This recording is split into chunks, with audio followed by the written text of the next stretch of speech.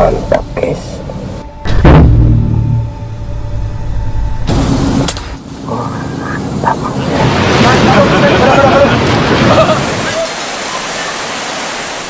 Hello everyone. Indonesia is home to the world's largest population of Komodo dragons, with an estimated 3,000 to 5,000. 700 of these apex predators residing on the islands of Komodo, Rinca, Flores, and nearby areas.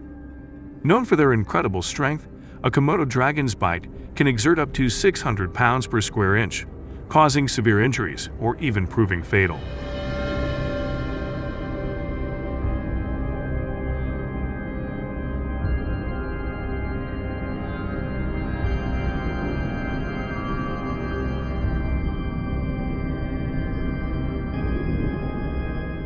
In addition to their physical strength, Komodo dragons possess venom that enables them to subdue prey quickly.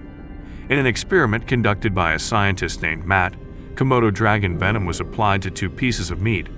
One piece was left untouched, while the other was injected with the venom. Over time, Matt observed that the venom-injected meat decomposed significantly faster than the untouched piece.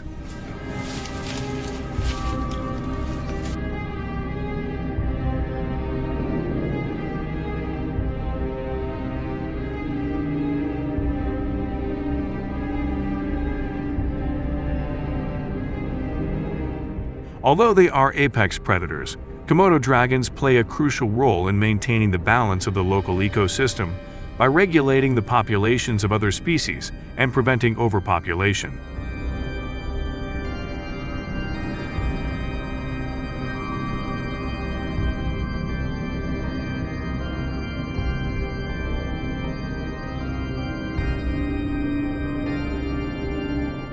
However, their close proximity to human settlements has resulted in frequent conflicts, including unfortunate attacks that pose serious threats to the safety and well-being of local communities. This creates a substantial challenge in balancing the conservation of these unique predators with the protection of human lives and livelihoods.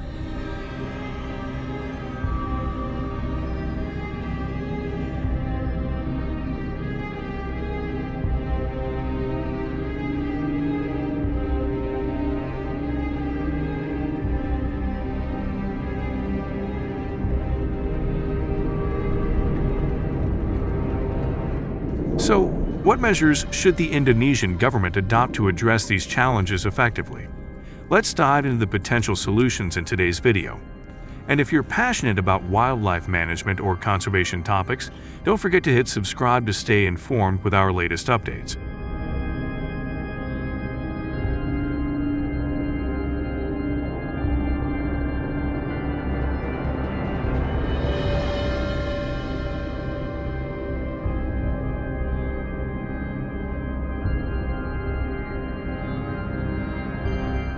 On August 15, 2024, in central Java, a tragic incident occurred when a middle-aged woman named Saidi was viciously attacked by a Komodo dragon while performing her daily chores near her home.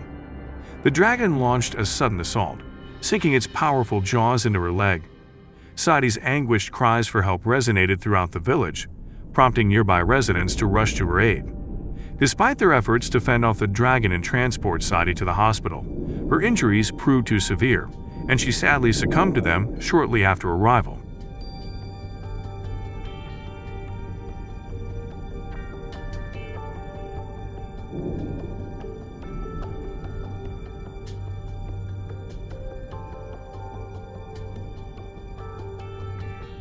This horrifying event sent shockwaves across the nation, highlighting the severe danger these formidable creatures pose to communities living near their habitats.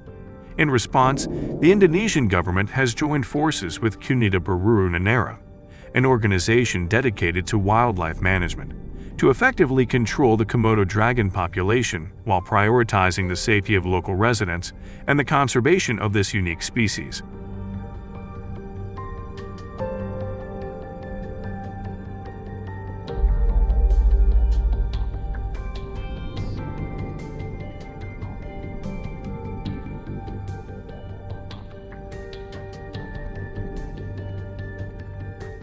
To legally hunt Komodo dragons, individuals must secure special permits issued by the Indonesian Ministry of Environment and Forestry. These permits are highly restricted, with only 50 to 100 permits granted annually, contingent upon thorough assessments of the species population and prevailing environmental conditions. This controlled approach aims to balance human safety with the critical need for species conservation.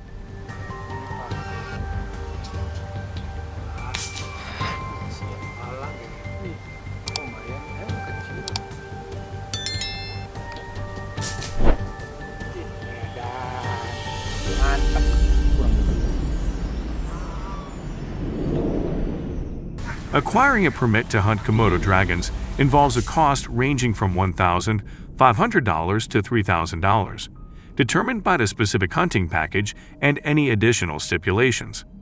Hunters may apply for these permits either at regional forestry offices or via an online platform managed by the Indonesian Ministry of Environment and Forestry. This system ensures transparency and accessibility while regulating hunting activities to safeguard the species.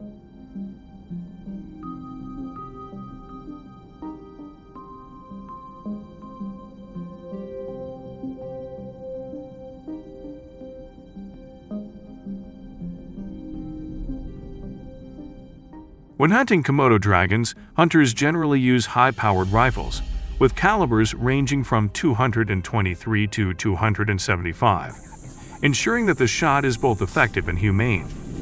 Additionally, hunters equip themselves with advanced optical scopes, often with magnification capabilities between 3x and 12x, allowing for precise targeting from a safe distance. These tools are essential for ensuring the safety of both the hunter and the animal, minimizing the risk of injury to the dragon and increasing the likelihood of a quick and efficient kill.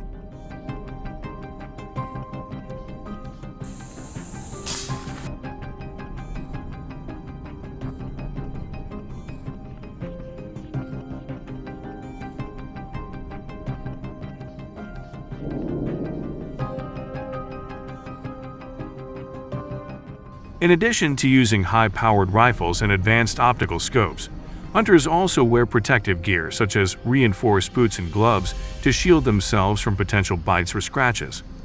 Komodo dragons, being powerful predators, pose significant risks during encounters, so these protective measures are crucial for ensuring the safety of the hunters. Komodo dragon hunting typically takes place during the dry season, from April to October, when the dragons are more active and easier to track due to the reduced vegetation and clearer terrain. This season provides optimal conditions for both safety and effectiveness in hunting.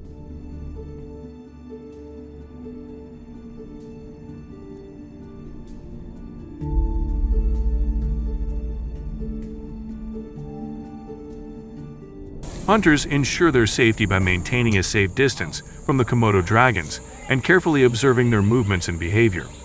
Given that these creatures can grow up to 10 feet in length and weigh over 150 pounds, it's crucial for hunters to assess the dragon's size and temperament before making any moves. They also use advanced optics to spot the dragon from a distance, allowing them to gauge the best possible approach. Humane hunting practices are prioritized, with the aim to control the population of Komodo dragons in a way that helps maintain ecological balance and ensures the safety of surrounding communities. By observing these precautions, hunters contribute to the conservation efforts, helping to regulate the population without endangering the species.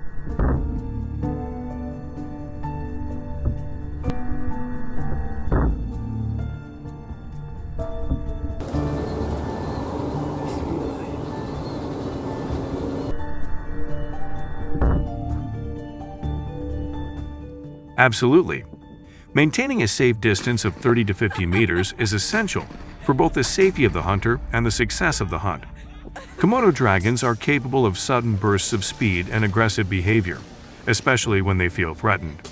By staying at this range, hunters ensure they have enough time to accurately assess the situation, make a calculated shot, and avoid provoking the dragon into attacking.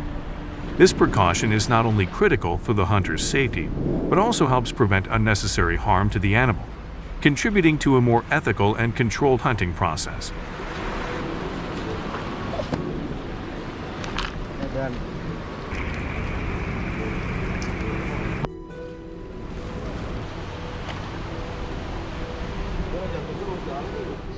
That's a very important regulation for the sustainable management of Komodo dragon populations.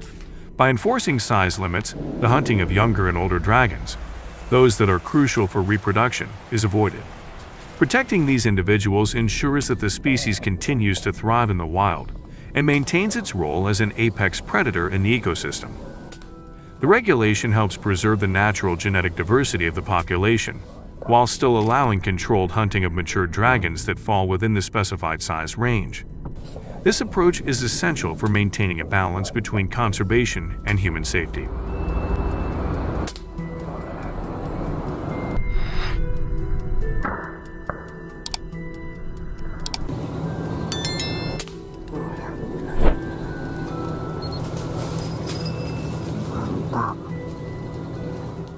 The hunting process, as described, focuses on precision and minimizing harm to the animal. Aiming for vital areas like the head or heart is essential to ensure that the kill is quick and humane, reducing the chance of prolonged suffering. The use of advanced optical sights and scopes helps hunters make well-aimed shots from a safe distance, increasing the likelihood of a successful and ethical hunt. This method also reduces the risk of the Komodo dragon reacting aggressively, which could pose significant dangers to the hunter and those nearby. These steps reflect the careful planning and training required to hunt these powerful creatures responsibly.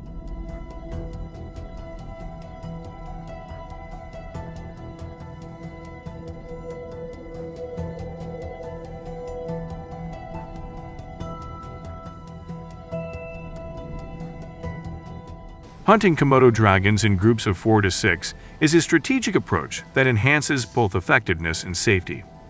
With their unpredictable behavior and ability to move swiftly, Komodo dragons can pose significant risks. By organizing into specialized roles, hunters can maximize their chances of success while minimizing potential dangers. Trackers are crucial for locating the dragon's tracks and identifying signs of its recent activity, which is important for understanding the dragon's movement patterns. Scouts, on the other hand, are positioned to remain vigilant and watch for any sudden movements or threats, allowing the group to stay prepared and responsive to changes in the environment. This teamwork is essential for ensuring the safety of all involved while maintaining control over the hunt.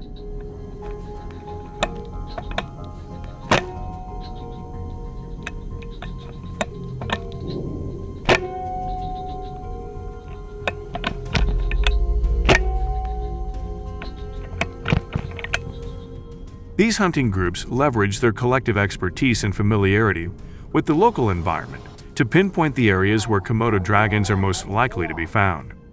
By focusing on regions with recent sightings or evidence of dragon activity, such as fresh tracks or nearby prey, they improve their chances of encountering a Komodo dragon. Local knowledge about the animal's behavior, feeding habits, and preferred habitats plays a critical role in guiding the group to areas where dragons are most active, allowing them to conduct their hunts more efficiently and safely.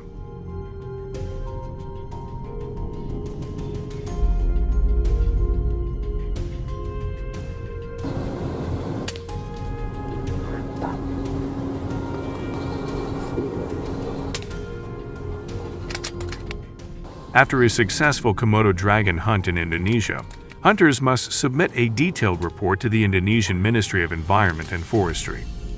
This report is essential for ensuring that hunting activities are conducted within legal and conservation guidelines.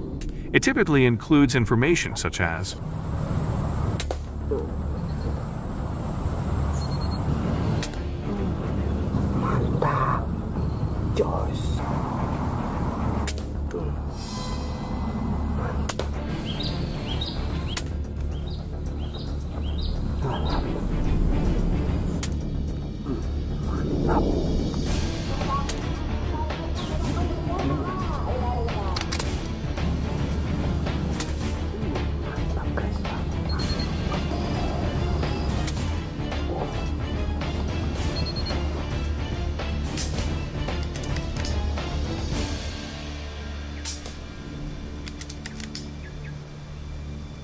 Iya, benar. Benang. Wih.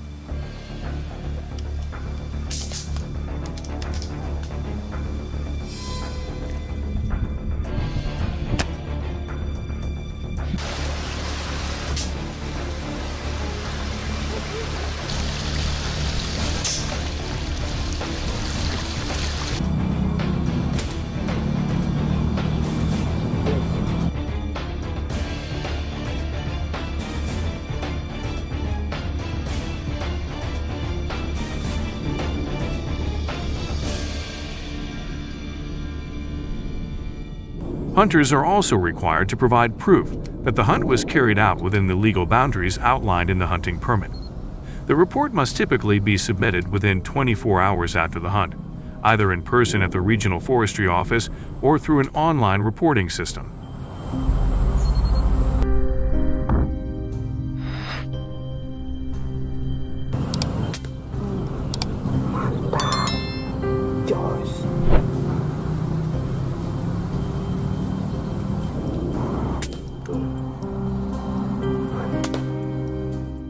Additionally, due to the potential impact that firearms can have on other wildlife species, some hunters have transitioned to a more traditional and challenging method of capturing Komodo dragons by hand. This approach not only serves as a testament to the hunter's bravery and expertise, but also reflects a deep respect for the delicate balance of the ecosystem. This method requires a high level of skill, as hunters must carefully approach the Komodo dragon, using techniques that ensure minimal harm to both the animal and the surrounding environment.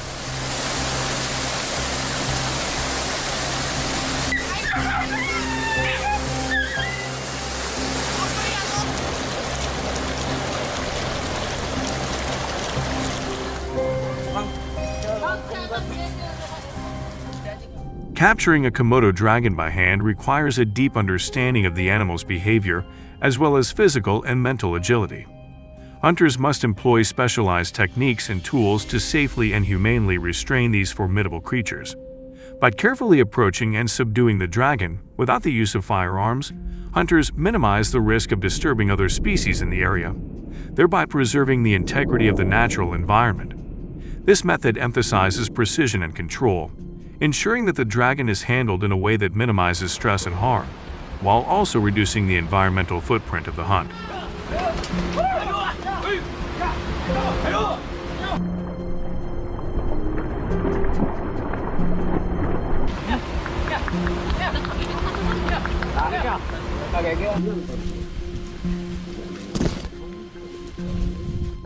In this way, hunting by hand is not merely a conventional hunting activity. It evolves into a disciplined art form that combines the thrill of the chase with a deep commitment to preserving Indonesia's unique wildlife. This method highlights the importance of sustainable practices and respect for the natural world, ensuring that the balance of the ecosystem remains intact while still addressing the need for population control. By focusing on the humane capture and handling of Komodo dragons, hunters demonstrate not only their skill, but also their role as stewards of the land.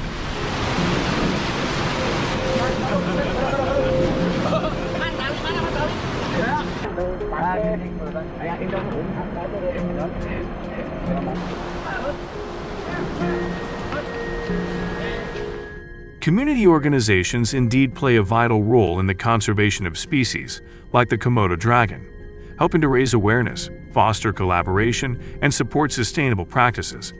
The approach by Comunidad Berurut Menara to protect both humans and wildlife is a great example of how local and national conservation efforts can work together.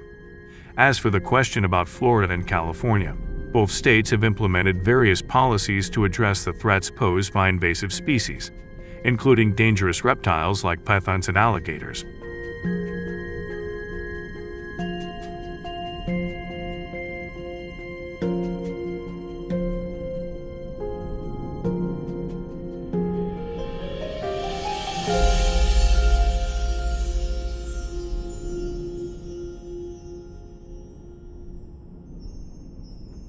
In Texas, the feral hog population has reached alarming numbers, with an estimated 2 million feral hogs roaming the state.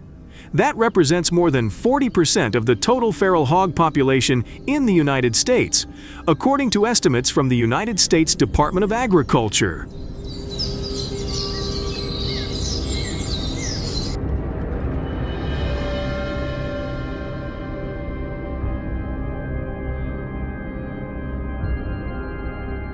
The rapid increase in feral hog numbers poses significant challenges, making it urgent to address the problems they bring, including widespread damage to agriculture and the environment. Understanding and managing this growing population is essential to minimizing their impact on the state's ecosystem and economy.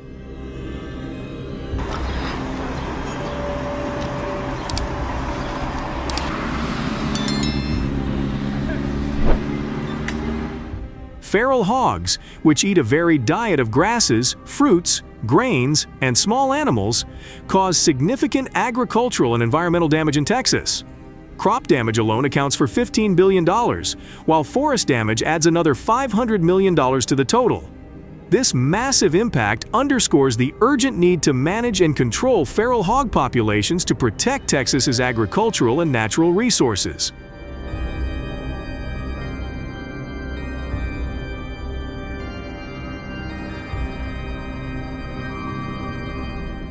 Wild boars are mainly nocturnal, making their destructive activities difficult to monitor and control. They target farms, orchards, and forests, especially those near residential areas where food sources are abundant.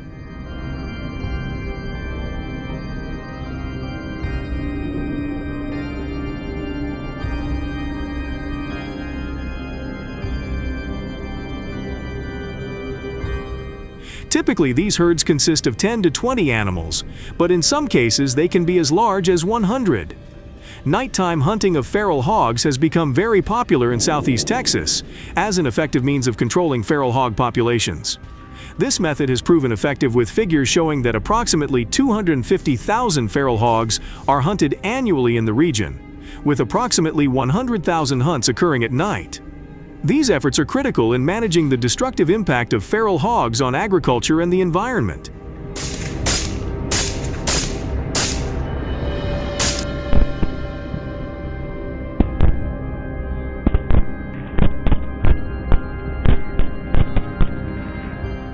Among the notable events are the Texas Night Wild Boar Warriors, Night Boar, and Armadillo Hunting Club Night Boar competitions.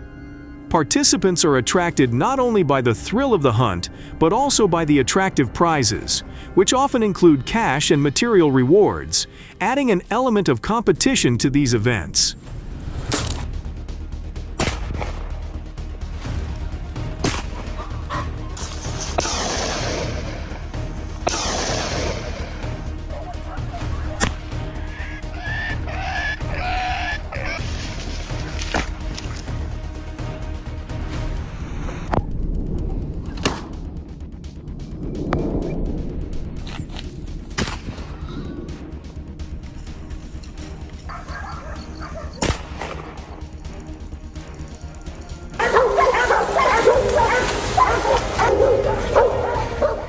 Trapping feral hogs is a common practice in Texas to control feral hog populations. Trappers typically set their traps in farmland, wooded areas, and other areas with abundant food and water sources, where feral hogs are most likely to congregate. Once the hogs are caught, hunters wait until morning to harvest them, ensuring a controlled and safe process.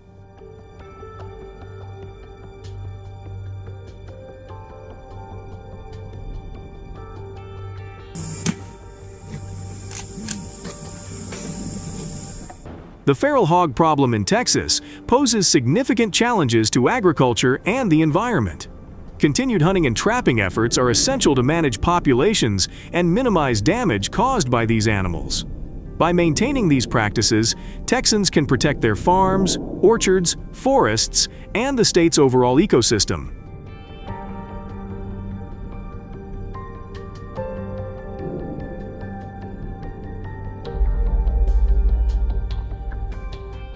The saltwater crocodiles of northern Australia, particularly the saltwater crocodile, Crocodilus porosus, pose a significant threat to human safety and ecological balance. These apex predators with bite forces exceeding $5,000 lb are not only powerful, but also highly adaptable. Their bite force is 8 times that of a tiger, highlighting their ability to inflict serious damage.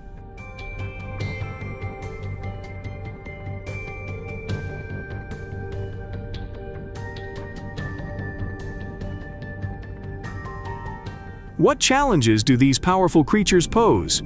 How do they impact the daily lives and safety of Northern Australians? Please follow us and subscribe to our channel to stay up to date on this pressing issue.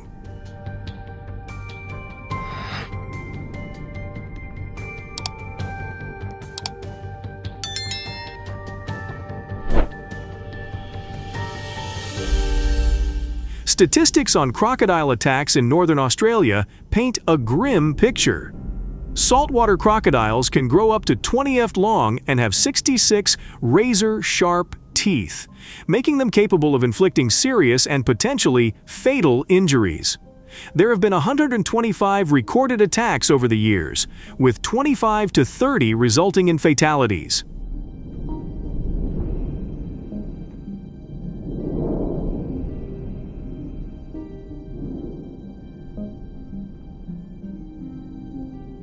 The rainy season is particularly problematic. Heavy rains and winds of up to 135 km/h lead to flooding, causing high water levels that often push crocodiles away from their natural habitats, pushing them into residential areas, farmland, and popular recreation areas. This displacement increases the likelihood of human-crocodile encounters, often with fatal consequences.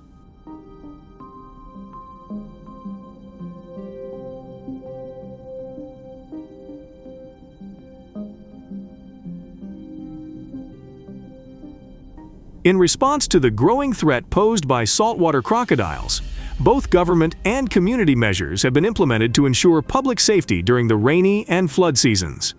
Emergency response procedures have been activated, including warnings and notifications to residents of possible crocodile movements. Specialized teams have been deployed to relocate crocodiles from residential areas or public spaces to safer and more suitable habitats.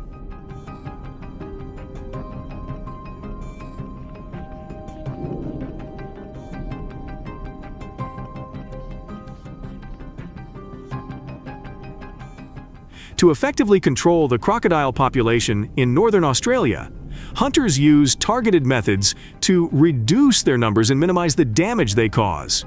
Using firearms to hunt crocodiles in Northern Australia offers significant advantages in terms of efficiency and effectiveness. The firearms allow hunters to make quick and accurate shots, especially when targeting vital areas such as the head or neck.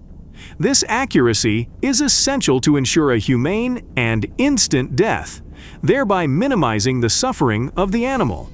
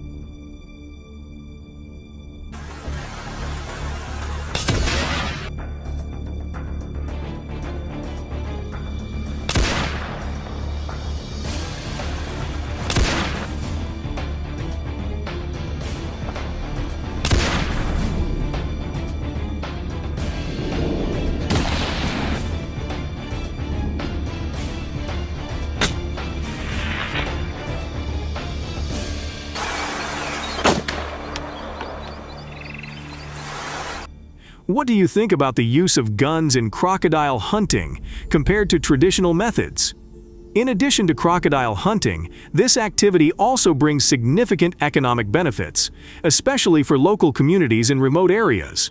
The sale of crocodile skin and meat can generate significant income, supporting livelihoods where economic activities are limited. Crocodile skin is highly valued in the fashion industry for its durability and unique texture, and is therefore highly valued in both domestic and international markets.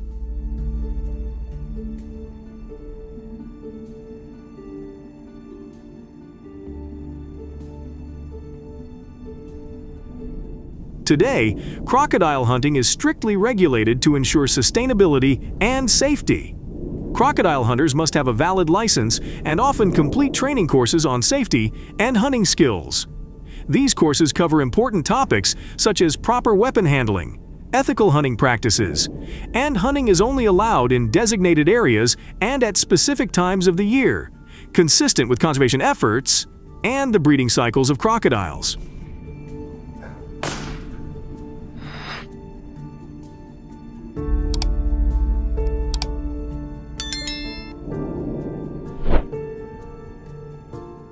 The crocodile control campaign was remarkably successful, reducing crocodile populations by more than 30%, reducing pressure on local ecosystems, and enhancing public safety measures.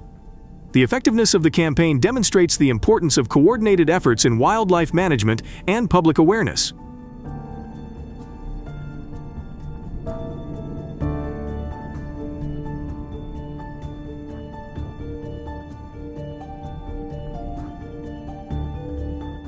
The effectiveness of this campaign shows the importance of coordinated efforts in wildlife management and public awareness. How can we improve these strategies to maintain and enhance the safety and balance of natural environments? Share your thoughts in the comments and continue exploring the next invasive species with us.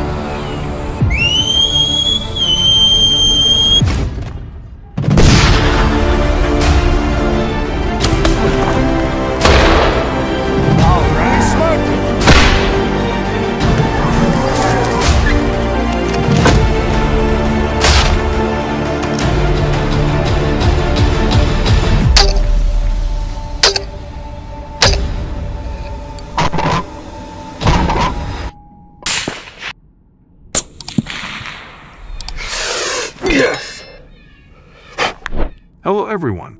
Today we will explore the issue of invasive wolves. As the sound of gunfire echoes at dusk, the howl of the wolves signals the beginning of the hunt.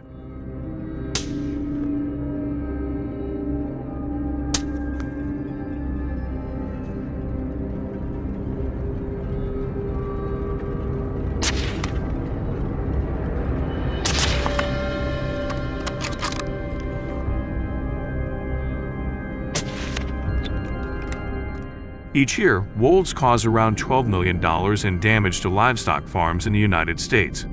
So how can American farmers use hunting dogs to effectively deal with wolf attacks?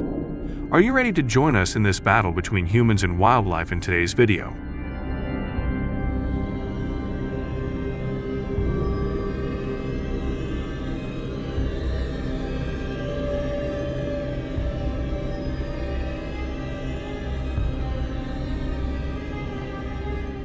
On a quiet night in Pennsylvania, USA, hungry wolves began attacking sheep farms. The sheep were no longer to be found. Research shows that the average damage caused by wolves is about $150 per sheep, with total losses reaching up to $24 million for the 160,000 sheep harmed across the United States.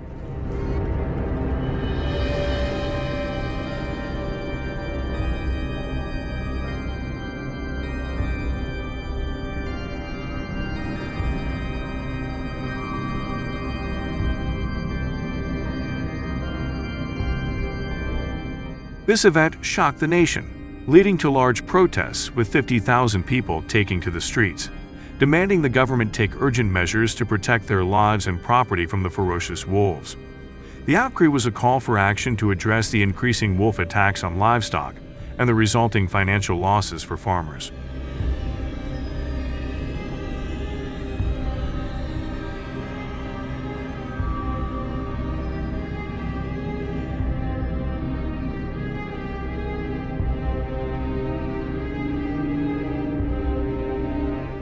The damage to the livestock industry has become increasingly severe, prompting the U.S. government and citizens to use hunting dogs to protect farms and livestock from wolf attacks.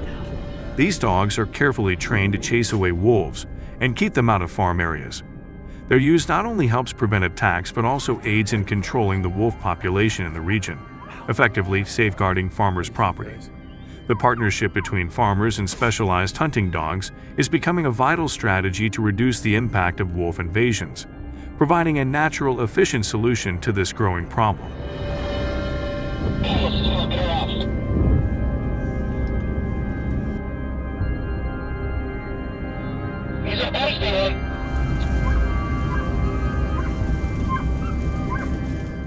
In this video, you'll see powerful hunting dogs equipped with GPS collars, an essential tool that helps hunters locate them when facing dangerous situations. When confronted with 4 to 5 wolves, these dogs are trained with sophisticated sniffing and tracking skills, particularly their ability to work in teams and follow human commands. The combination of advanced technology and the dog's specialized training ensures that they can effectively track and chase wolves, protecting the livestock and farmers. This method is an innovative approach to managing wolf populations and preventing conflicts with humans. Whoop, whoop, whoop.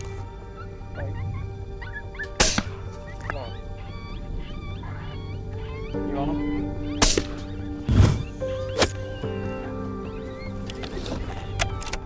Statistics show that in the northern region of Pennsylvania in 2022, the number of wolf attacks on livestock decreased from 200 incidents per year to just 100 incidents thanks to the presence of hunting dogs.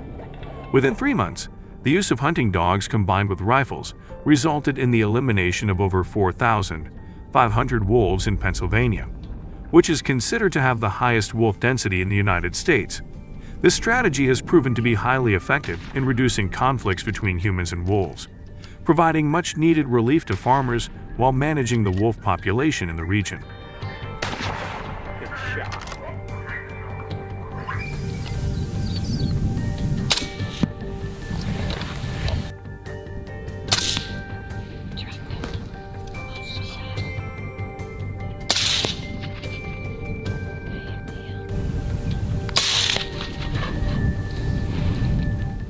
In the United States, in the state of Pennsylvania, to be licensed to use hunting dogs, dog owners must demonstrate that they have the ability to care for and protect the dogs during the hunting process.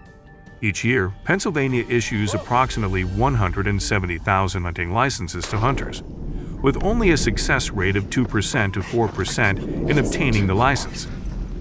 This rigorous licensing process ensures that only responsible and well-prepared individuals are allowed to use hunting dogs, prioritizing the welfare of the animals and the effectiveness of the hunt in managing wildlife populations.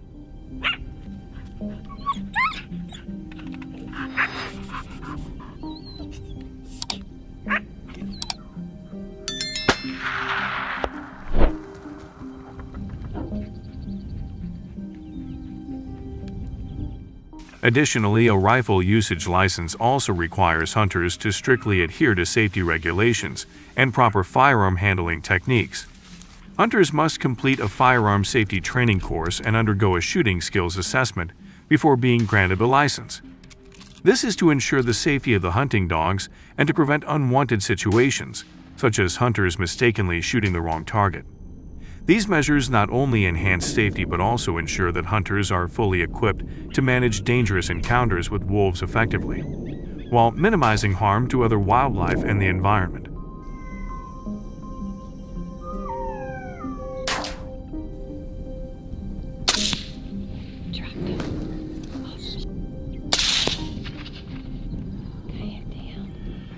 The wolf hunting season in Pennsylvania typically begins in November and lasts until February, with specific regulations on the number of wolves allowed to be hunted each season. These regulations are designed to maintain a balance between controlling the wolf population and preserving biodiversity, while also protecting the economic interests of farmers. By regulating the number of wolves hunted, the government aims to prevent overhunting, ensuring that the population remains healthy and does not disrupt the ecosystem, while still addressing the damage wolves can cause to livestock and property.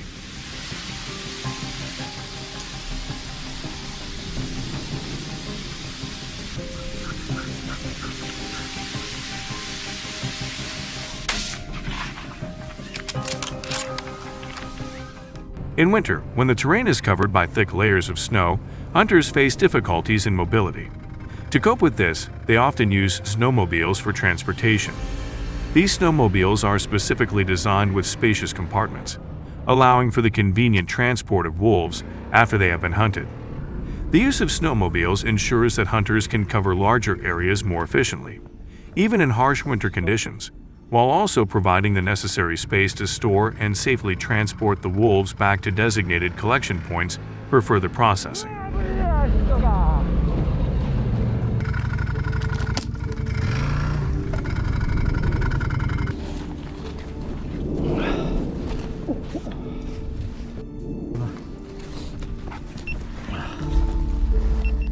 Wolves are incredibly intelligent and agile creatures, capable of running at speeds of up to 37 miles per hour, approximately 60 kilometers/h.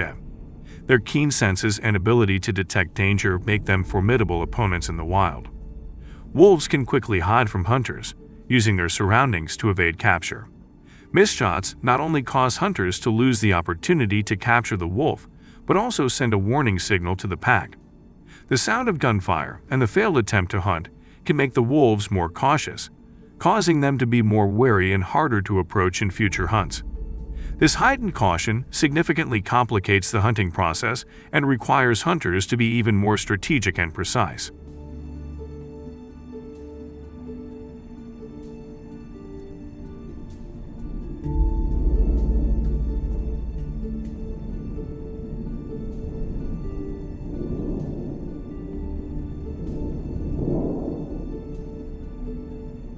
Additionally, many communities in the United States do not support wolf hunting for humanitarian reasons. They believe that it causes unnecessary harm to the wolves. If you agree with this idea, comment with number 2. Wolf hunting in the United States is not only a measure to control the population of this species, but also a way to comply with the government's requirement to report the number of wolves hunted.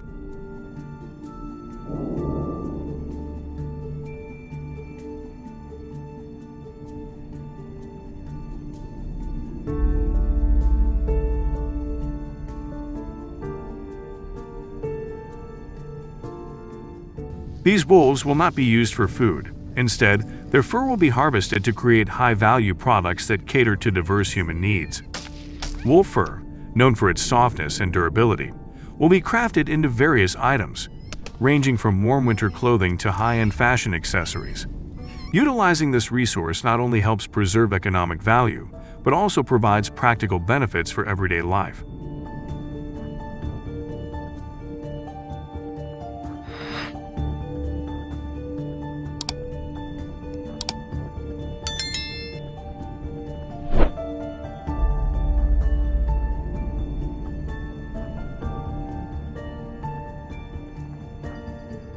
The income of American citizens from livestock farms has stabilized, but the government will need to implement more sustainable preventive measures in the future. If you agree with U.S. hunting policies, comment with number 1 and share this video with your loved ones, and God will bless you. Don't leave yet. Stay tuned for the next video.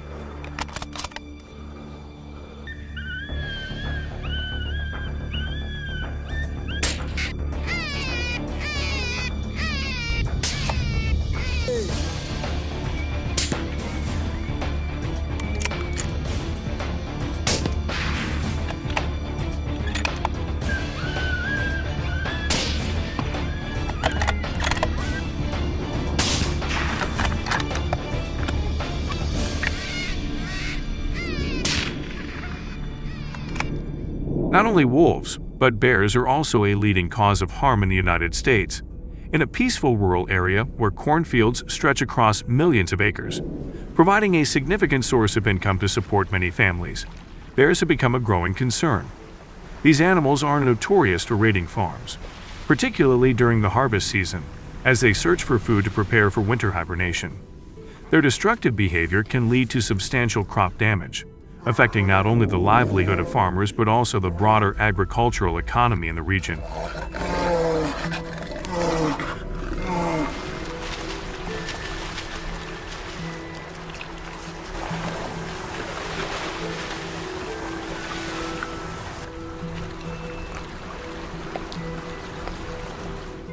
However, a strange phenomenon has recently occurred, completely altering their lives. At night, a group of black bears began emerging from the nearby forest. Initially, there were only a few bears, but their numbers soon grew to as many as 40.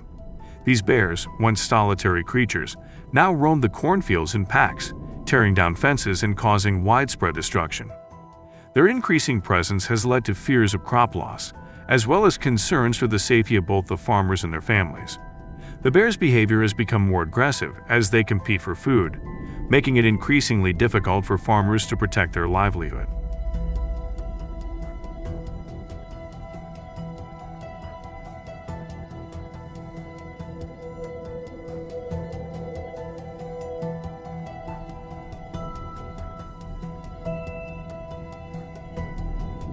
The black bears, drawn by the scent of ripe corn, stealthily entered the fields to feed. Farmers grew anxious upon discovering bear tracks among the corn rows. Stalks were broken, partially eaten ears of corn were left behind, and bear footprints were imprinted on the ground.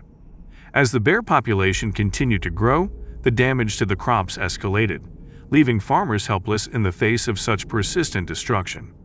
The bears seemed to grow bolder with each passing night, no longer shying away from the presence of humans. Some even ventured closer to homes, adding a sense of danger to the already challenging situation.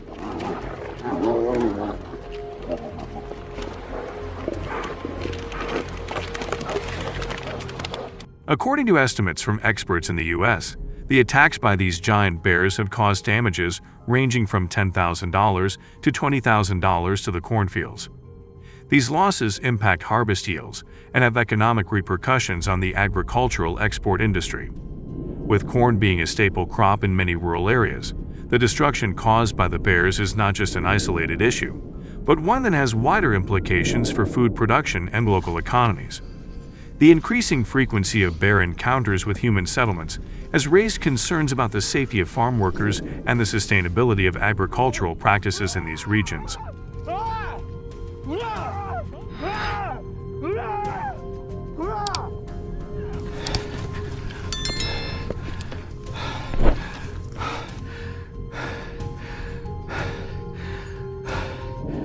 During an expedition in the Rocky Mountains, a man suddenly encountered a large black bear while recording a video. The bear charged straight at him, causing his heart to race. However, thanks to his extensive experience with wildlife encounters in the forest, he managed to push the bear aside by maintaining eye contact. Unfortunately, in the process, he was severely injured. Despite his efforts to protect himself, the bear's powerful charge resulted in deep wounds, and he had to rely on his survival skills to escape the situation.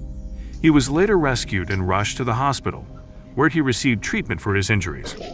This close encounter highlighted the unpredictable nature of wildlife interactions and the importance of safety protocols when in bear country.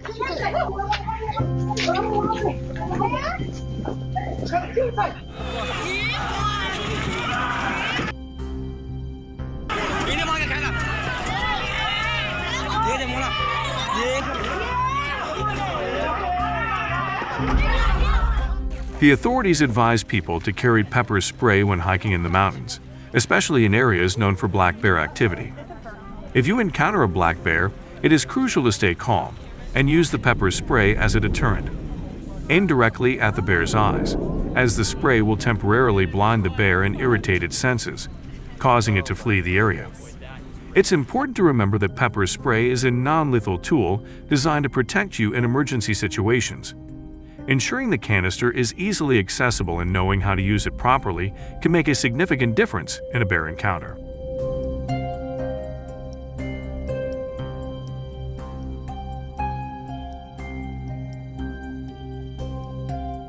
Human safety is a top priority when dealing with black bear encounters, and the damage bears cause to property, such as crops and infrastructure, has prompted the government to take action.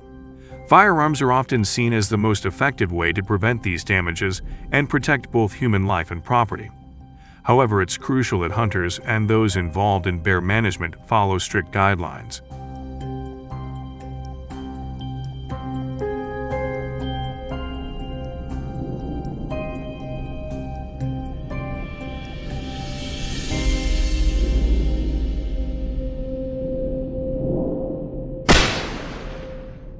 In the fall and winter, black bears prepare for hibernation by eating more food to build up fat reserves and becoming more active as they search for food and shelter. This behavior makes them easier for hunters to locate. The current estimated population of black bears in the United States is between 850,000 and 950,000. The number of black bears allowed to be hunted during the season varies, typically ranging from 5 to 10 bears, depending on the bear population in a particular state, environmental conditions, and other factors.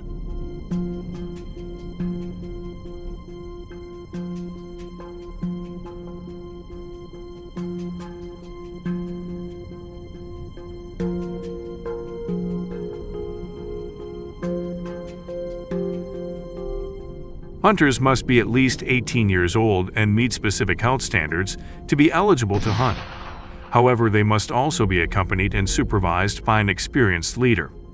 A key skill for hunters is the ability to move silently through the forest and approach bears without alerting them. Understanding wind direction and terrain is crucial to maintaining stealth, as these factors help hunters approach the bears without being detected. This careful strategy ensures a higher chance of success, while minimizing risks to both the hunter and the bear.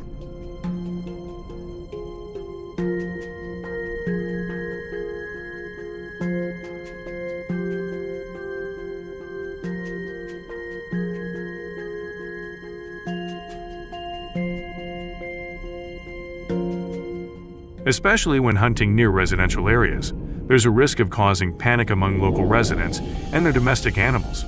To avoid this, hunters are advised to select hunting locations that are far from populated areas.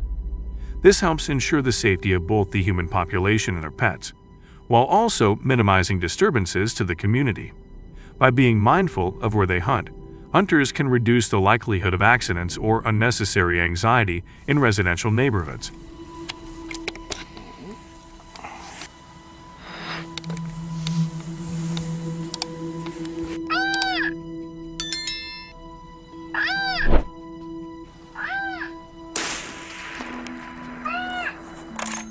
Using hunting dogs provides hunters with a valuable advantage when locating black bears. The dogs can track the bear's scent and give the hunter precise information about the bear's position, allowing the hunter to avoid getting too close. This helps the hunter assess the situation from a safer distance. Additionally, the dogs can distract the bear, creating an opening for the hunter to approach with minimal risk. The dog's alertness can also signal the hunter of any potential danger, ensuring they maintain a safe distance from the bear and avoid surprise attacks.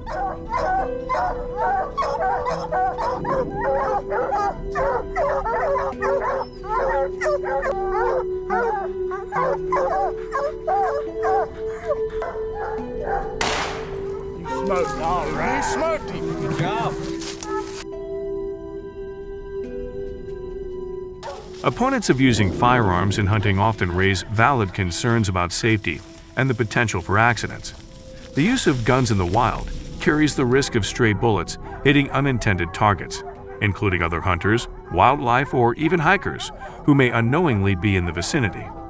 Additionally, the loud noise of gunfire could cause panic among nearby wildlife or disrupt the natural environment. For some, the idea of using guns also raises ethical concerns about hunting and whether it's the most humane and effective method to manage wildlife populations. This has led to calls for alternative strategies that may minimize the risks associated with firearms. Come on, let's go. Come on. Right. Here comes the bear. Look out, look out, look out. Hey, let the bear come out. What a stud. Good boy. He'll bite him, he'll bite him. He's done. Yeah. Hey, what? Additionally, some argue that using firearms is not a long-term solution to the conflict between humans and black bears. They propose alternative solutions, such as educating the public on how to coexist safely with black bears, managing bear habitats more effectively, and enhancing law enforcement to protect black bears from hunting.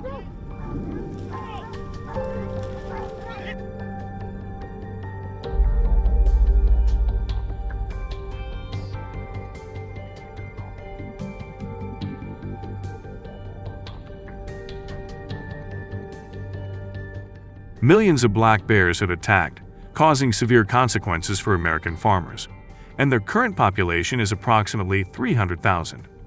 The agricultural economy has recovered by up to 70%.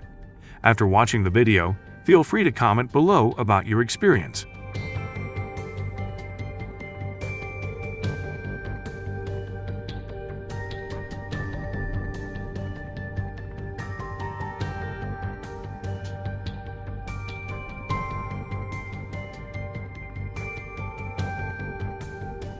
Since these solutions have been effective in curbing the rise of certain invasive species, do you believe there are better alternatives?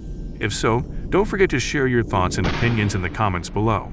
Also, don't forget to share, like, and subscribe to our channel to support us for future videos. Lastly, be sure to share this video with all your friends so they can watch and enjoy it too.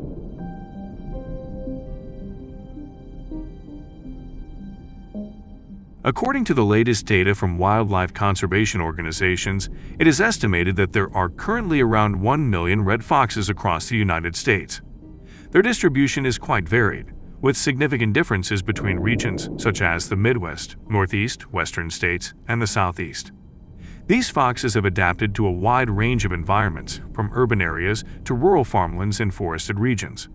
Despite being elusive, red foxes are known for their intelligence and adaptability, which has allowed their population to thrive in various habitats across the country.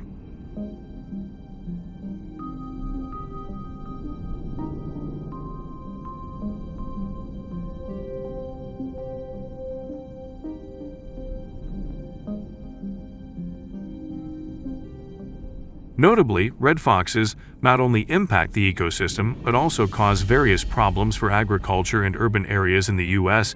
in agricultural settings. They can damage crops and hunt small livestock, such as poultry or lambs, leading to financial losses for farmers. In urban areas, red foxes are known to scavenge through trash and sometimes even invade residential properties, creating conflicts with humans.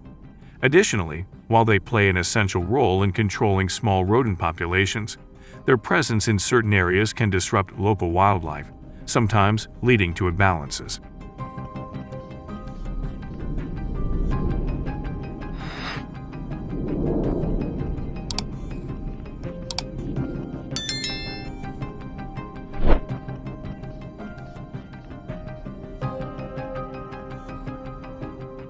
Red foxes, with their keen hunting instincts and adaptability, are known to cause significant damage to agricultural operations.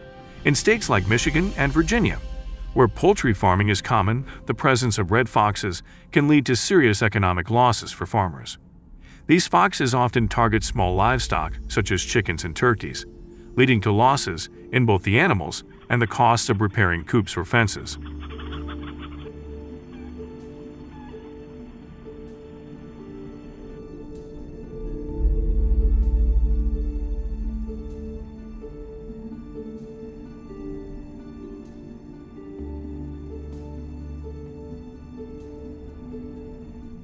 In addition to targeting small livestock, red foxes also cause damage to crops by digging for insects and small animals, particularly on farmland.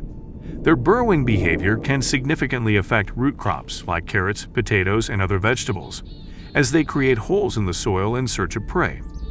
This disruption not only damages the crops directly, but can also lead to reduced yields due to the disturbance of the root systems.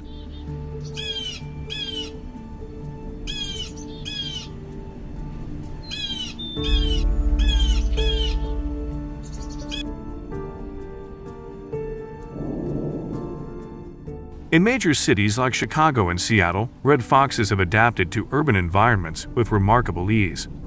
Their ability to thrive in residential areas is a testament to their adaptability and resourcefulness. Foxes have found abundant food sources in urban settings, from rummaging through garbage bins to scavenging food intentionally left out by residents.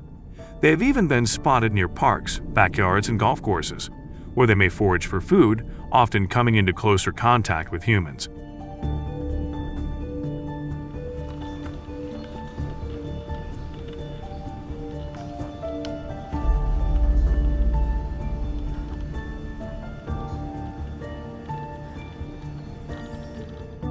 Red foxes are generally not considered aggressive animals. They are more likely to avoid human contact and prefer to stay in their natural habitats or urban areas where food is readily available. While they can defend themselves if they feel threatened or cornered, red foxes are typically shy and solitary creatures. Their behavior is more focused on foraging for food and caring for their young, rather than engaging in aggressive actions.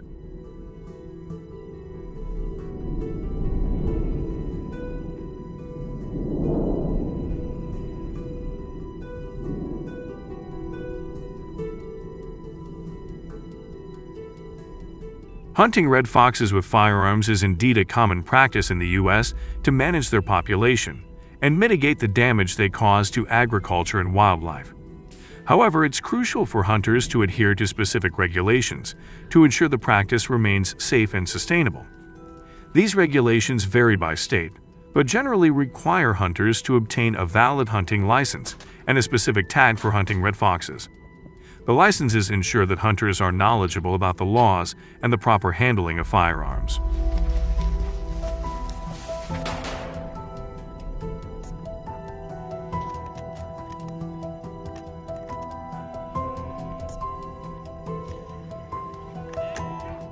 In rural areas like Pennsylvania, farmers often turn to rifles as their primary tool for managing red fox populations, and for good reason.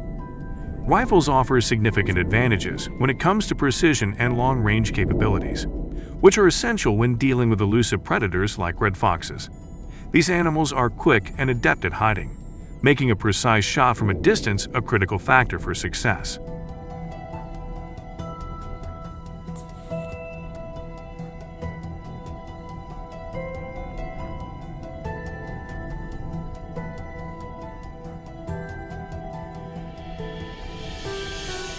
However, it is important to emphasize that the impact of noise pollution from firearm use in hunting activities is a critical issue that requires careful consideration. In areas near residential zones, the noise generated by hunting can not only be a nuisance but also cause significant disruptions to the daily activities of the local community.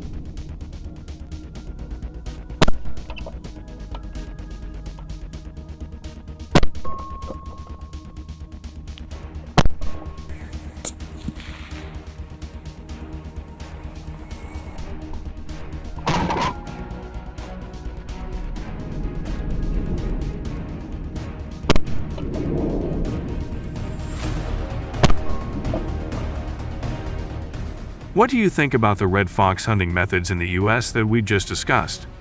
Do you agree with the strategies, or do you believe there might be better alternatives? Share your thoughts in the comments below. We'd love to hear your opinions. Thank you for watching until the very end, and don't forget to like, share, and subscribe for more insightful videos. We look forward to seeing you in our future episodes.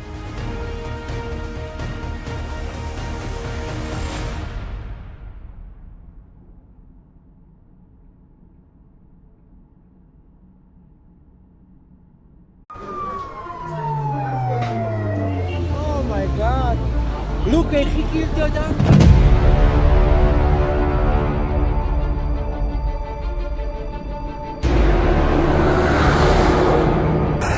my god, oh my god. Oh my god.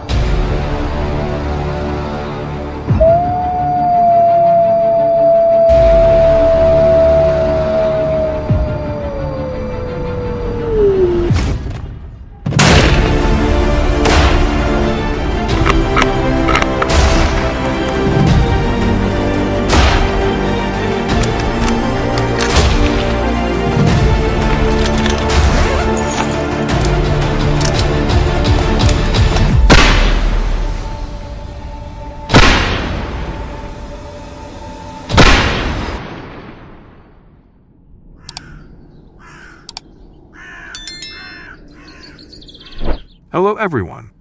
At present, Australia is home to an estimated 5 million wild donkeys, mostly found in the dry and semi-dry areas of Northern Territory, Western Australia, and Queensland. While these donkeys may appear harmless, they have caused considerable damage to property, including the destruction of fences, water supplies, and vegetation.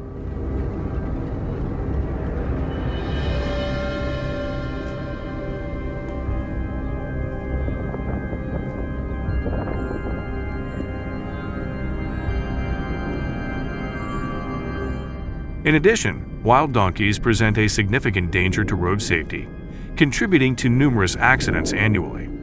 So, how are Australians addressing this escalating problem? Let's take a closer look at the issue, and be sure to subscribe to our channel for the latest updates and insights.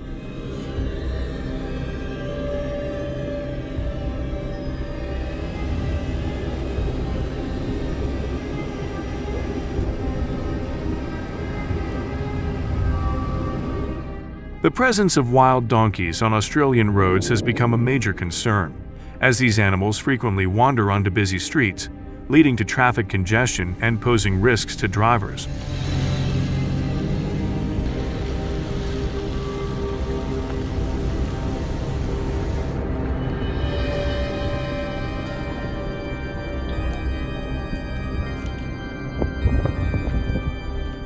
In August 2024, a tragic incident unfolded on Stewart Highway, when a herd of wild donkeys unexpectedly ran across the road, triggering a series of accidents. The event left 7 people injured and 3 others dead, sending shockwaves through Australia and raising serious concerns about the dangers these donkeys pose to public safety.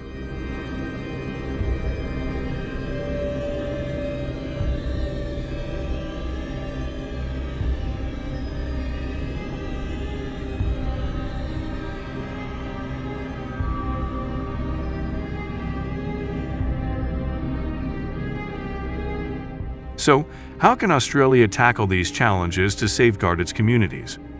To mitigate the growing dangers posed by wild donkeys, Australia has introduced measures to control their population, including allowing wild donkey hunting with rifles as part of a broader strategy.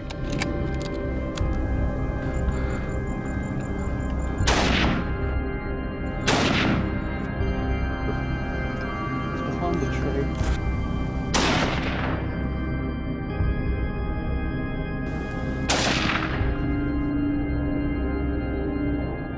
Each year, around 1,500 licensed hunters take part in efforts to reduce the growing wild donkey population.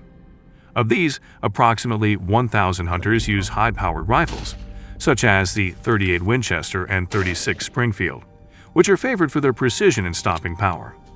These hunting initiatives are vital for controlling the wild donkey population, particularly in regions where their presence has severely disrupted daily life and posed significant risks to safety.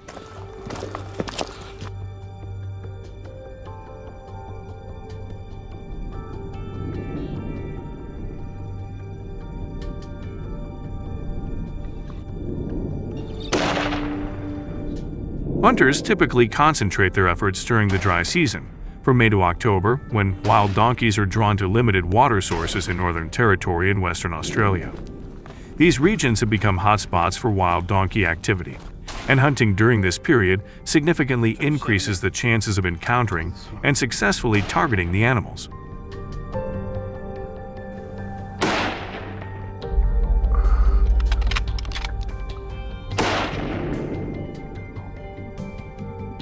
They didn't know much of what's going on.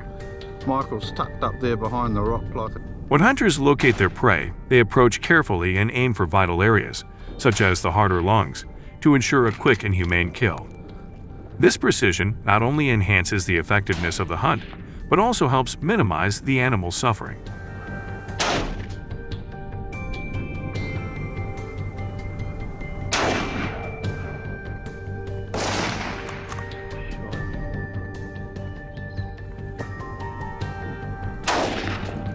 Oh, beautiful.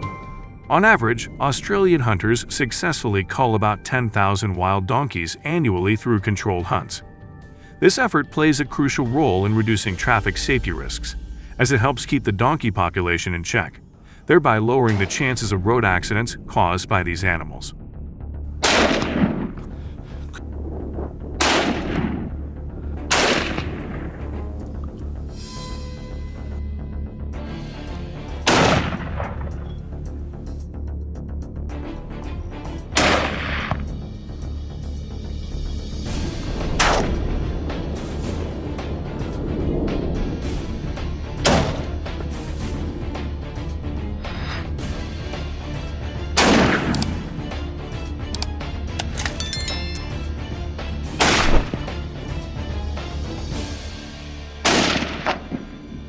Oh.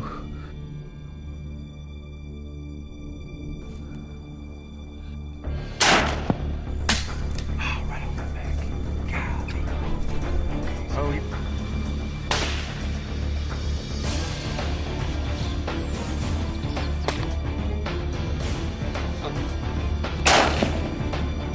Yeah, that's fatal. Right in the heart. Oh, that got straight.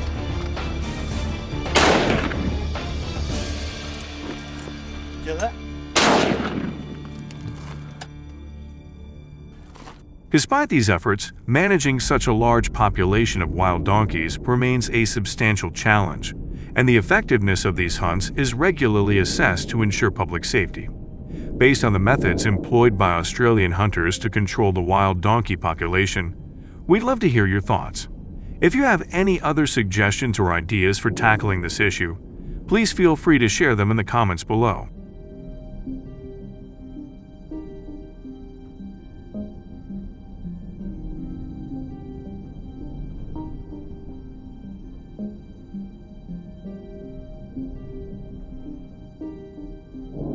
Today, we'll dive into the fascinating world of wolves in the United States. The wolf population is estimated to be around 21 million, with certain states experiencing particularly high densities.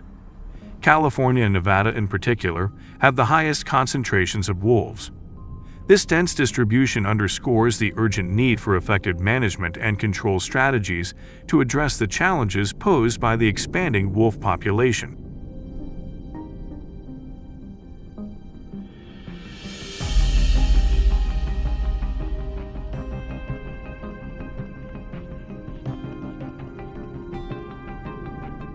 Join us as we explore the habitat and behavior of wolves, as well as strategies to protect both pets and communities.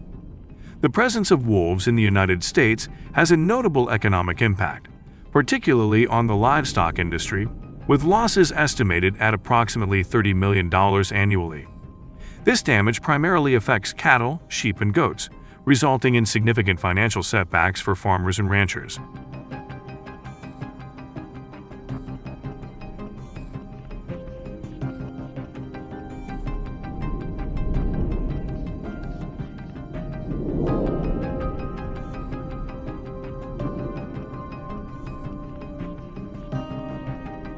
The extent of livestock losses varies by region, with higher predation rates in areas where wolf populations are concentrated. These losses impose a significant financial burden on livestock owners and also impact the broader agricultural economy in these regions. As a result, there is a pressing need for effective management strategies and compensation programs to help mitigate the financial strain on affected farmers and ranchers.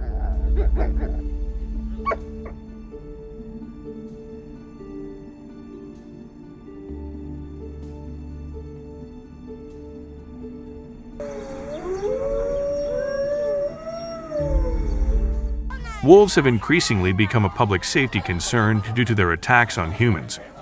While such attacks remain relatively rare, their frequency and severity have been rising in certain areas, particularly in regions where coyotes are also present. This trend highlights the growing need for careful management and precautionary measures to ensure the safety of communities.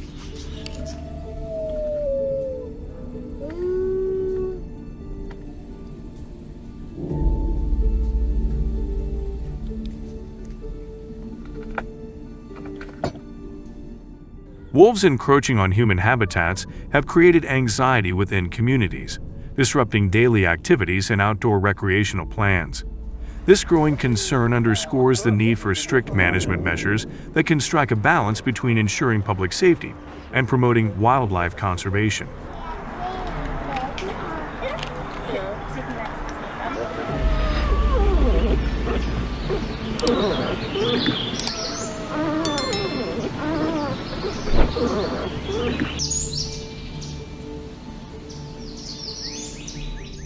Using firearms is a swift and effective method for managing the wolf population, with a structured process in place that is regulated by hunting licenses.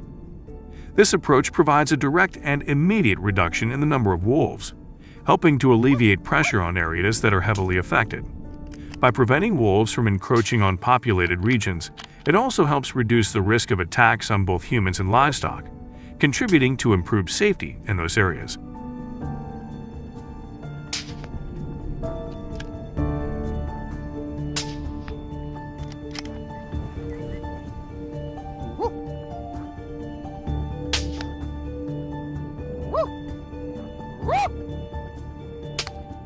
However, there are significant concerns regarding the potential for abuse and accidents, which pose considerable risks to both human and pet safety.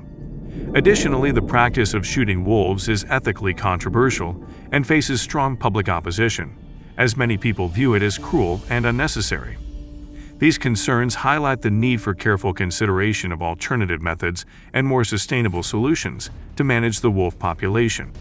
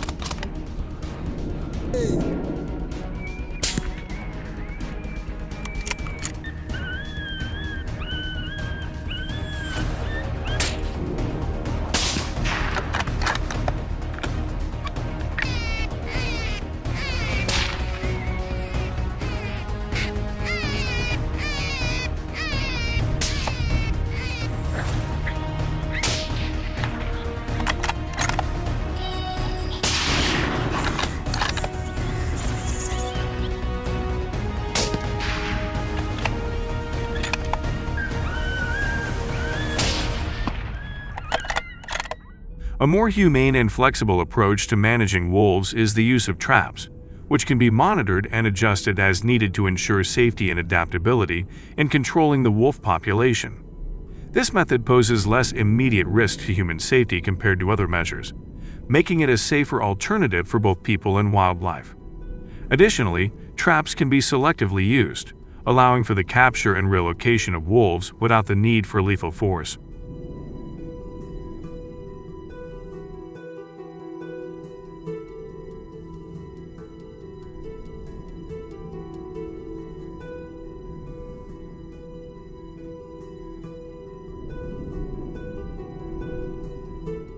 A major concern with using traps is the risk of accidentally capturing non-target animals, which can lead to unintended ecological consequences. These unintended captures can harm other wildlife and disrupt local ecosystems. To minimize these negative impacts, the setting and monitoring of traps must be done with great care, ensuring that only wolves are targeted and that any non-target animals are promptly released or prevented from being trapped in the first place.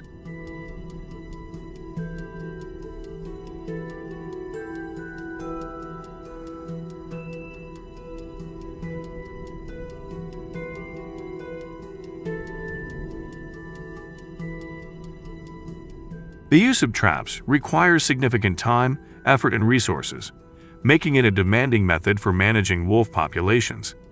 This approach also necessitates a high level of commitment from those involved, which can make trapping both challenging and controversial. To address the complexities of wolf population management, a multifaceted approach is needed, one that combines scientific research with active community engagement to develop more effective, sustainable, and widely accepted solutions.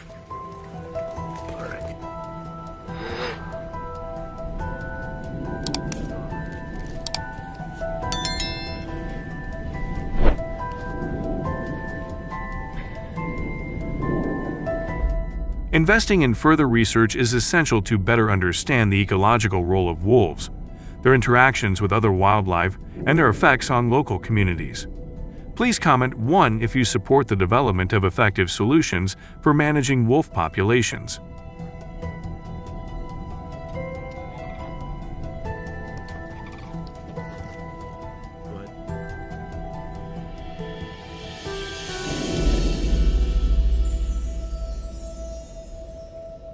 Hello everyone! Today, let's start by exploring the damage caused by black bears in Japan. As more and more waste in Japanese cities has attracted black bears to attack urban areas, the estimated cost for controlling black bears has reached up to $34 billion. Japan, a leader in robotics technology, has had to address this issue.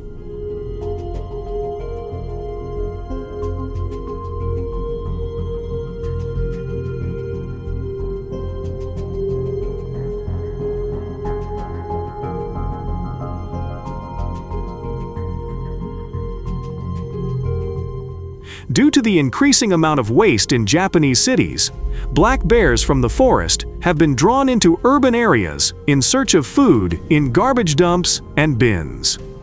When they cannot find a food source, they start attacking people aggressively.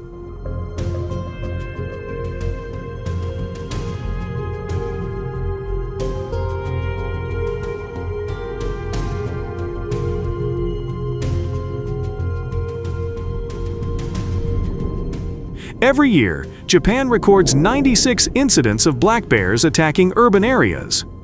On July 27, 2018, a man walking and talking on the phone suddenly faced an aggressive black bear charging at him from behind. The man had no time to react and was severely injured by the bear, but fortunately, the locals called emergency services in time.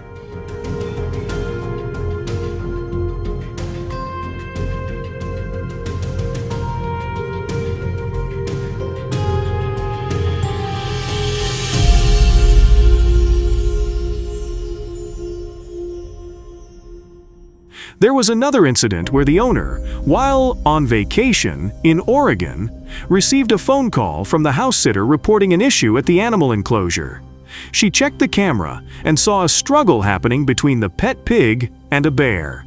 She observed that the bear was about to leave, but then it sat down and slowly moved its paw toward the pig, as if to say, "I come in peace." However, the stubborn pig did not appreciate this and instead charged into the enclosure, signaling the other animals to stay put. Eventually, after about 30 minutes, the bear left calmly.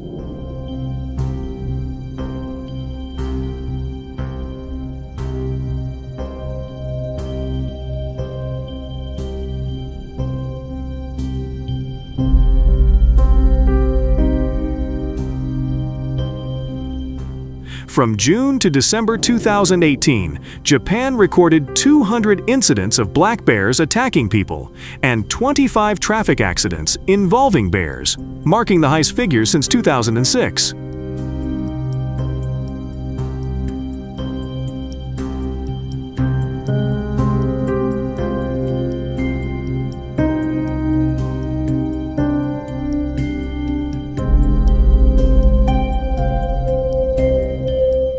People People such as mushroom pickers are directly affected and must carry pepper spray as a precaution in case of emergencies. They are frequently attacked, making it difficult to harvest mushrooms, which are often found in deep forest areas. This has led to a 5% decrease in Japan's economy due to the mushroom harvesting industry.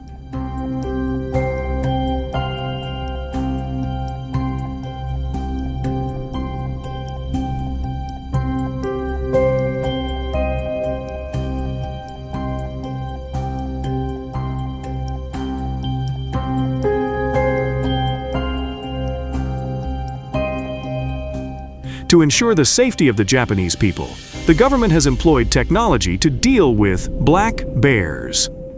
Black bears typically fear wolves because wolves are natural predators that often attack bear cubs or weak bears.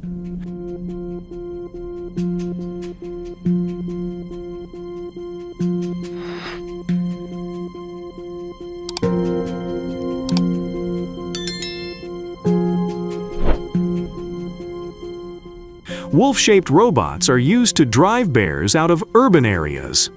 This approach effectively reduces bear incursions into residential neighborhoods and protects crops. The safety of Japanese citizens has markedly improved, as bear attacks have become rarer thanks to the presence of these wolf robots.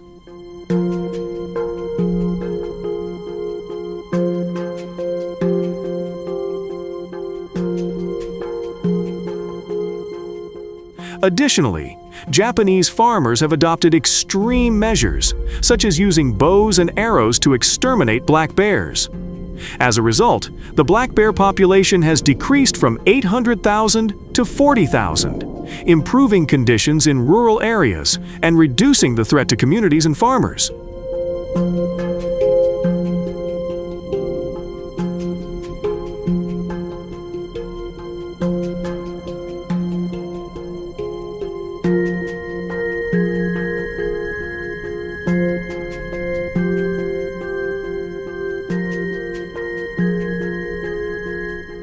The Japanese prepare bait to attract bears by using large bait boxes filled with various types of food. Common ingredients in the bait include items like sauces, cakes, and cooking oils to enhance its appeal and scent for the bears. The use of large bait boxes helps prevent interference from birds and protects the bait from excessive sunlight, which helps maintain its effectiveness.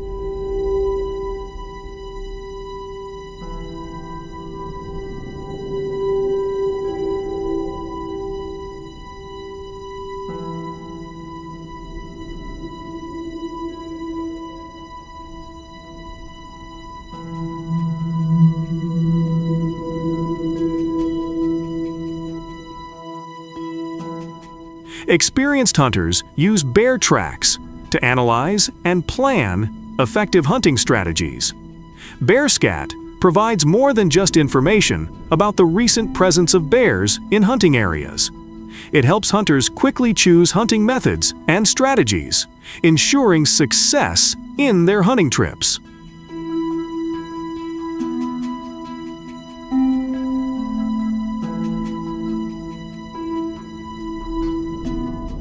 Careful preparation of bait has helped hunters attract about 5 to 6 bears weighing around 400 lbs at a time. Placing the bait reduces the bear's attention to humans and helps hunters make the most accurate shots.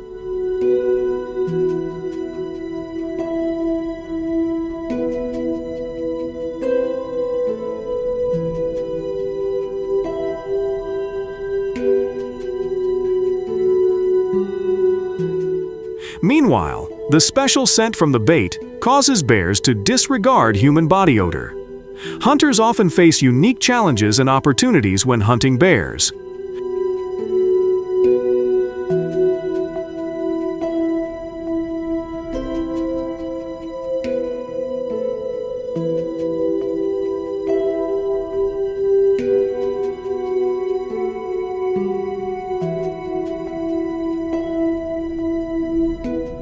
Repeated misses can occur due to various factors such as weather changes, bear alarms, or even confusion about distance and shooting angles. However, the important lesson hunters can learn from these experiences is the value of caution and thorough preparation.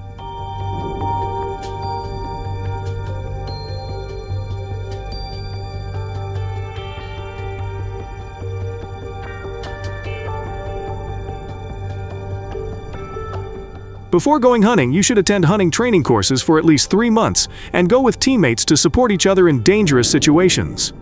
There have been many cases where hunters have been attacked by bears.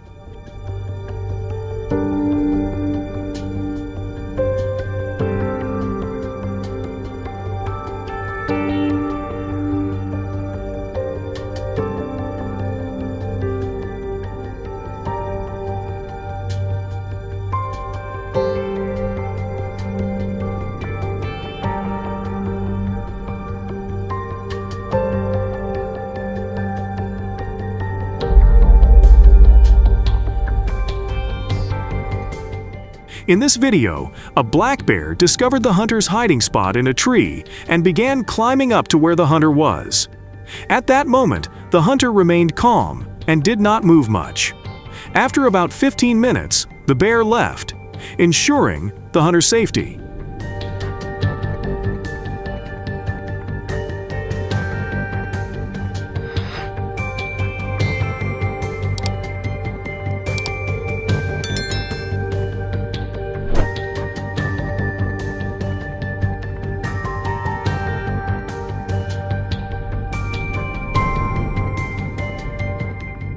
Before participating in black bear hunting in Japan, hunters must comply with strict government requirements. They must be old enough to obtain a hunting license, usually 20 years or older.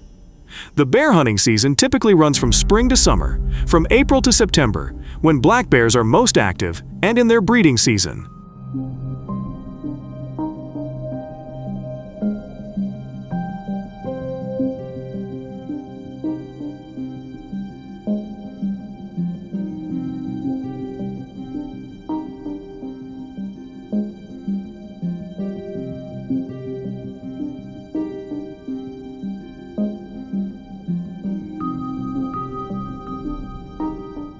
Many people do not support bow and arrow hunting of bears due to ethical concerns and wildlife protection issues. For them, hunting wild animals with bows and arrows is not only an unnecessary form of entertainment, but also an act of environmental and ecological destruction.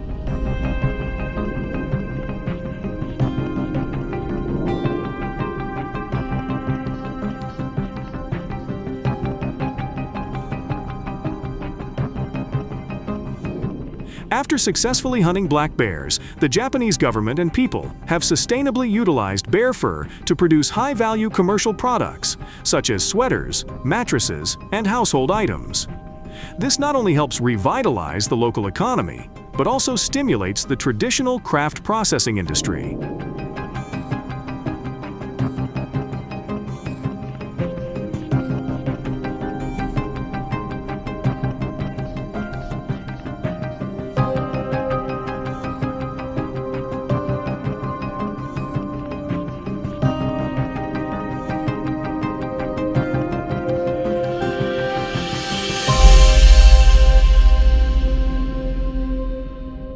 What do you think about how Japan is handling this issue? If you have new ideas on how to address it, please leave a comment below. Comment number 1, if you find Japan's current solution effective. Don't forget to hit the subscribe button to watch the latest videos and not miss the intense battles between hunters and invasive animals. Be sure to check out the next video.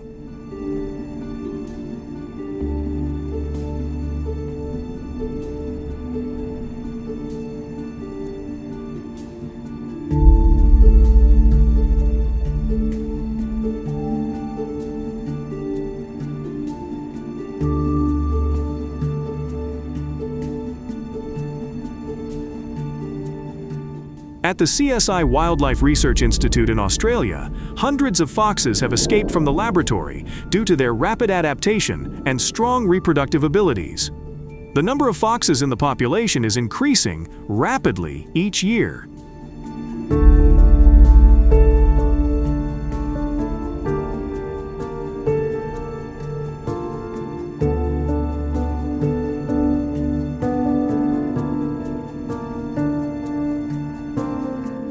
The explosion in the fox population has led to a food shortage, causing them to become skinny and weak.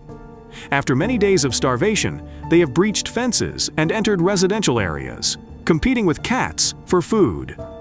This situation occurs frequently and raises significant concerns among residents about the safety of pets and the potential threat foxes pose to human health and security.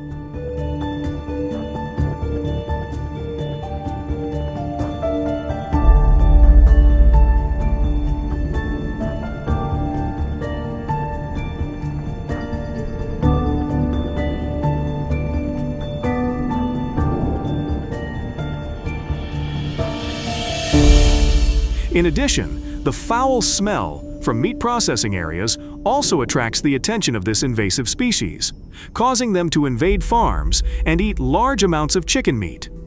Farm owners said the damage caused by them is up to $15,000 USD per attack.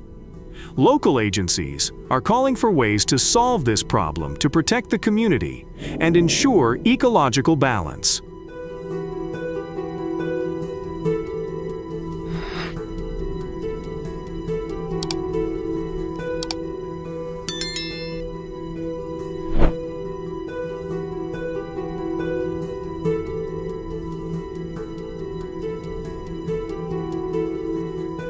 Faced with this situation, the use of guns has been strictly implemented in organized hunting activities.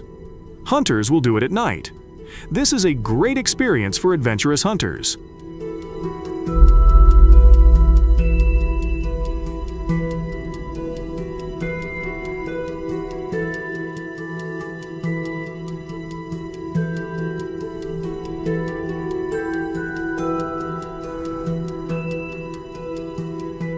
They will be introduced to the new 17 WSM rifle provided by the government.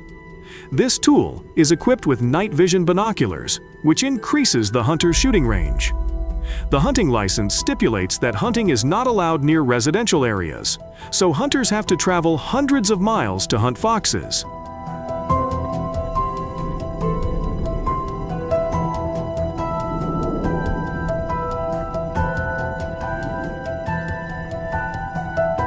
When they arrive at the hunting area, hunters use head-mounted flashlights to navigate the wild. At the same time, they use fox call transmitters to attract the attention of this invasive species. Thanks to the application of new technology to hunting activities, the success rate in killing foxes has increased to 54%.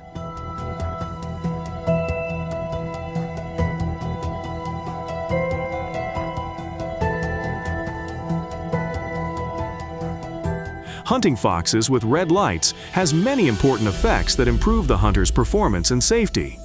Red lights cause less glare and reduce brightness compared to bright white lights, helping hunters maintain good vision in the dark. Furthermore, red lights do not cause panic or anxiety to foxes, because foxes are less likely to see red light, which helps hunters approach their prey more quietly and effectively.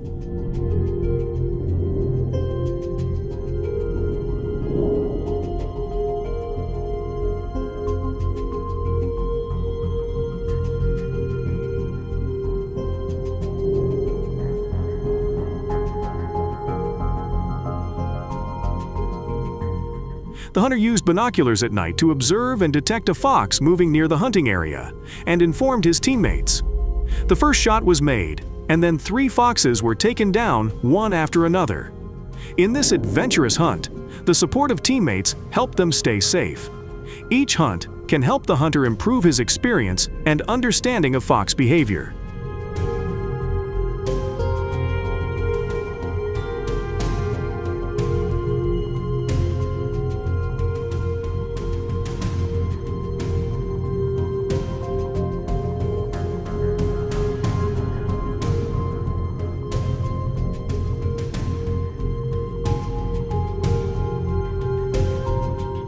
In addition to winning, hunters undergo 6 months of rigorous training in the use of firearms and the characteristics of foxes.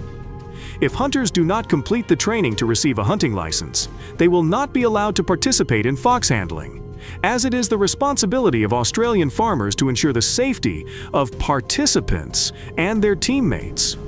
In the event of a violation, participating without government recognition will result in a maximum sentence of 2 years in prison.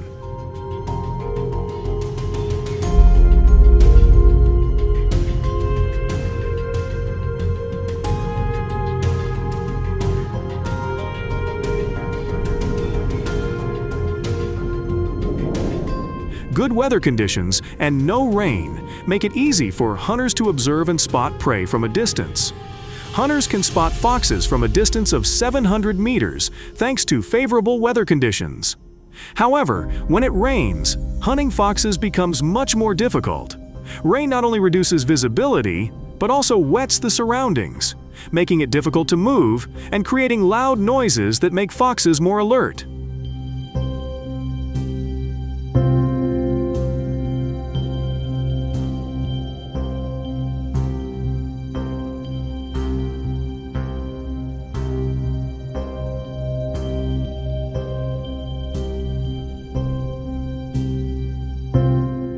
After each hunt, collecting the foxes became an important task to report to the authorities how many foxes had been killed during a successful night of hunting.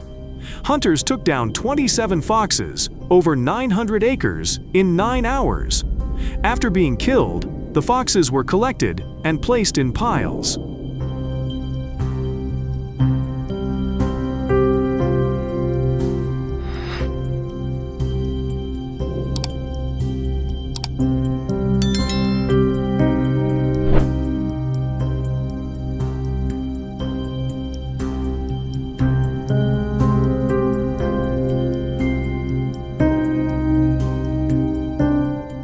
This not only helps control fox populations, but also helps authorities assess the situation and implement appropriate management measures.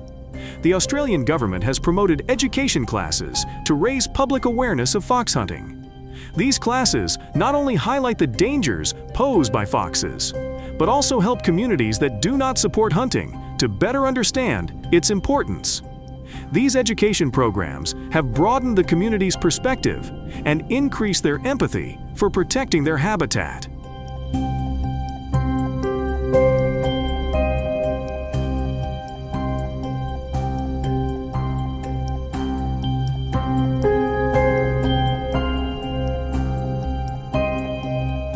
Additionally, to enhance effectiveness, people have decided to install electric fences around areas near the forest.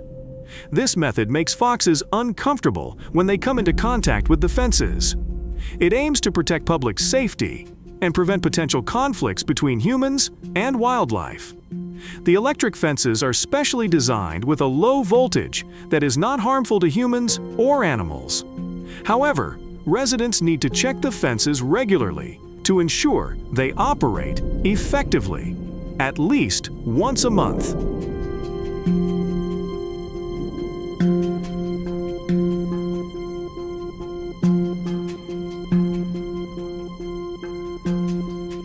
The use of firearms in dealing with foxes in Australia plays a crucial role in protecting communities in residential areas by applying effective and strategic methods.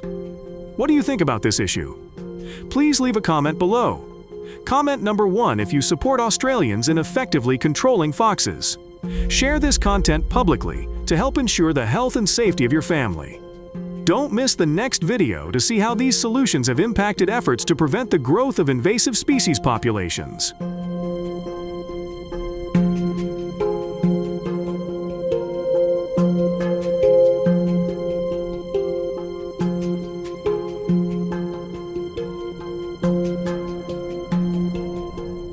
Do you believe in any other alternative solutions? If so, don't forget to share your thoughts and opinions below. Please like and subscribe to support our channel and stay tuned for upcoming videos. And finally, don't forget to share this video with all your friends so they can also watch and enjoy.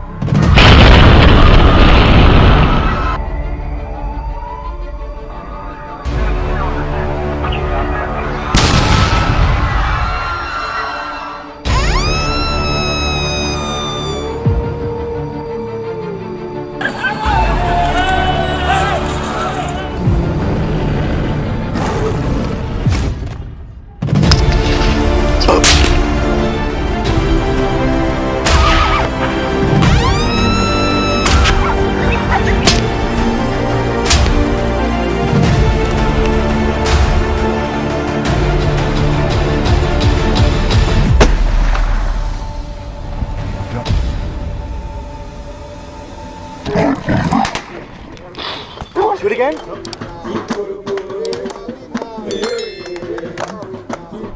Greetings, everyone. The sound of gunshots reverberates across South Africa's untamed wilderness, marking the beginning of another conflict in the persistent battle between humans and the growing population of invasive leopards. These elusive and powerful predators are gradually moving deeper into human-inhabited areas, sparking a surge in attacks and escalating concerns about public safety.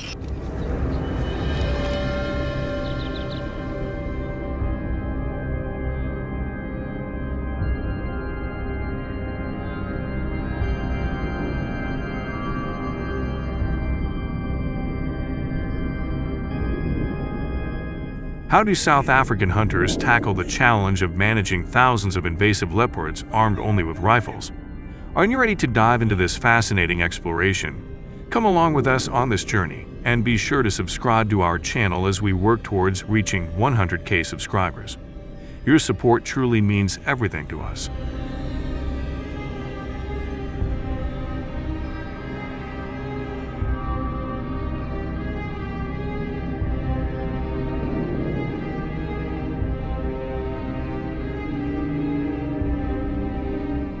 According to South African national parks, there are about 150 leopard attacks on humans reported annually in South Africa. Recently, a startling event unfolded when a group of 6 leopards entered Cape Town, causing widespread panic across the country. The leopards ventured into heavily populated areas, including schools and residential neighborhoods, triggering serious fears for public safety.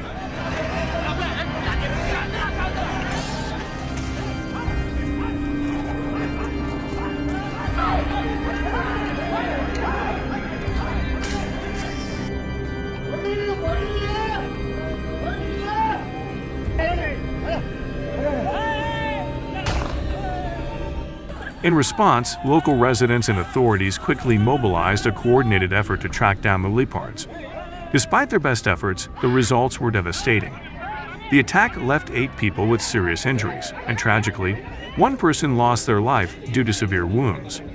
This tragic incident underscores the growing danger of leopards invading urban areas and highlights the urgent need for more effective strategies to safeguard communities from such perilous encounters.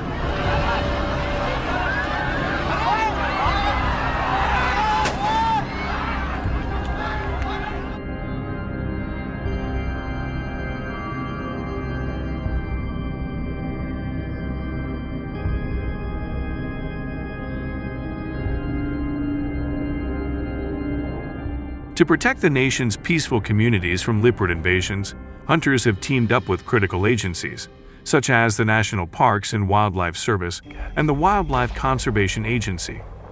These organizations provide the necessary infrastructure, expertise, and guidance to help manage the growing leopard populations more effectively.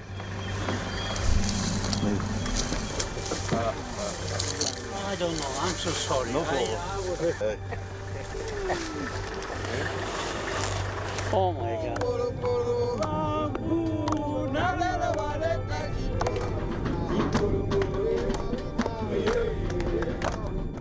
Hunters usually operate in groups of 3 to 5, striking an ideal balance between safety, coordination, and effectiveness. This group size has proven to be particularly successful, with some studies indicating a 40% higher success rate in capturing leopards compared to smaller or larger teams.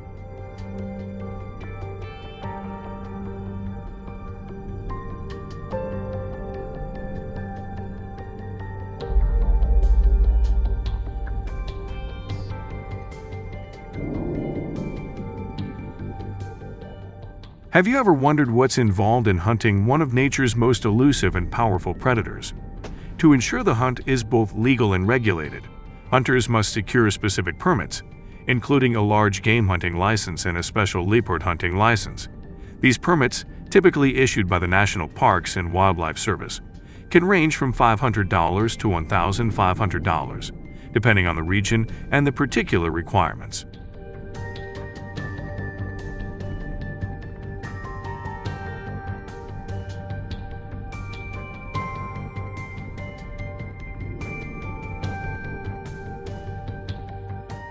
Hunters must also complete a certification program focused on wildlife conservation and ethical hunting practices.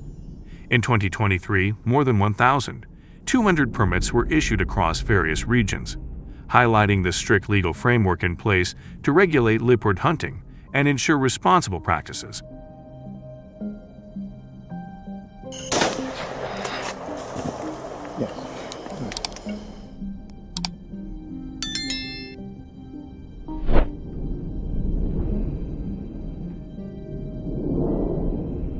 To increase their chances of success, hunters typically focus on the dry season, from June to September, when animals are more likely to congregate near water sources. Hunts are also often timed for dawn or dusk, as these are the periods when leopards are most active.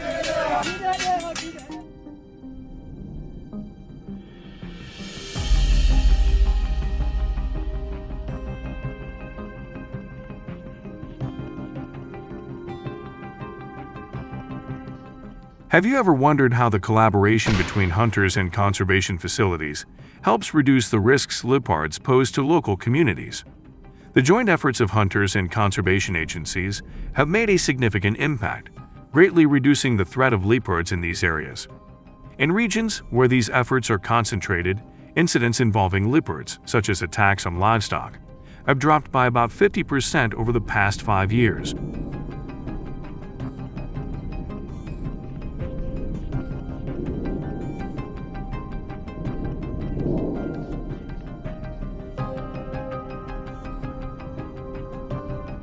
To attract leopards, hunters commonly use baiting techniques, placing carcasses of smaller animals like impalas or wild pigs in areas where leopards are known to frequent.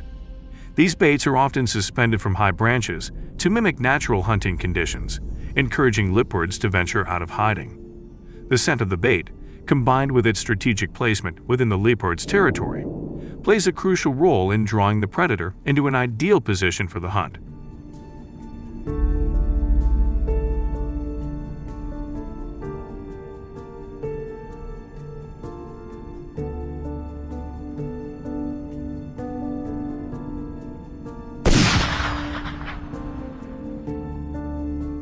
Once the bait is set, hunters typically position themselves 50 to 100 yards away, depending on the terrain and visibility.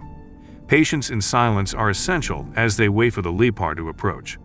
Before taking the shot, hunters use tools like binoculars or cameras to carefully observe and ensure they've identified the correct target. After shooting, they cautiously approach the leopard to confirm it is deceased and to ensure safety before handling the prey.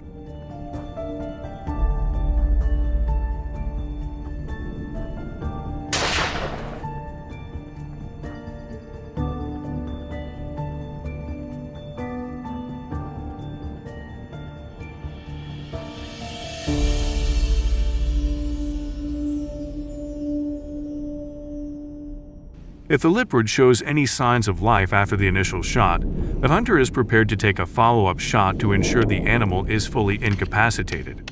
Once the leopard is confirmed dead, the hunter contacts their team or local authorities to report the successful hunt. In South Africa, hunters are obligated to report their kill to the Department of Environmental Affairs or the local wildlife agency, providing essential details such as the exact location, time, and condition of the animal.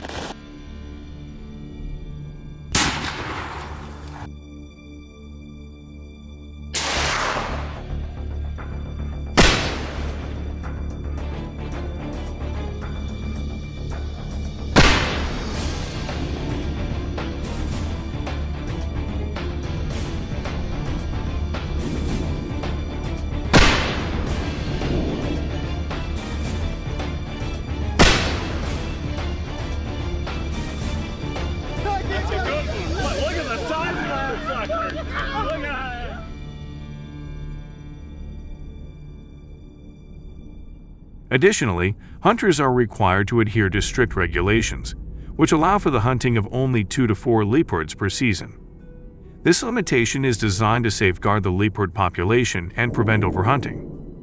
What do you think of this approach? We'd love to hear your thoughts, so please share your opinions in the comments below.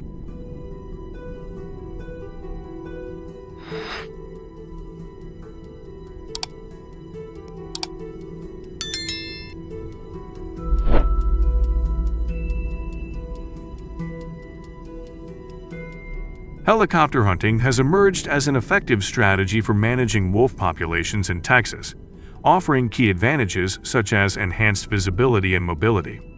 This method enables hunters to cover large remote areas quickly and access hard-to-reach regions where wolves typically reside.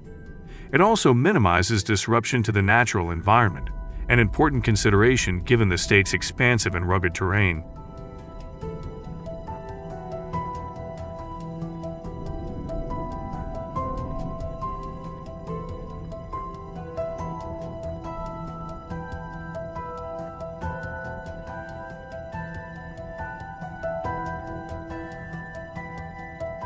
The success rate of helicopter hunting is remarkably high, with hunters frequently taking down between 20 and 35 wolves in a single operation. This method has played a key role in reducing human-wolf conflicts, especially in rural areas where wolves pose a significant threat to livestock.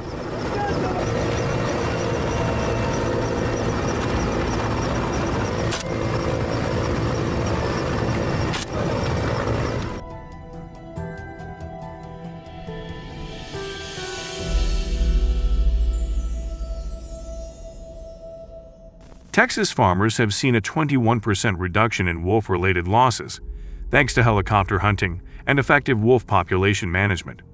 The revenue generated from wolf hunting licenses helps support local economies and is reinvested into wildlife management and conservation programs. This creates a sustainable cycle that benefits hunters, the community, and conservation efforts, promoting a balanced approach to managing predator populations.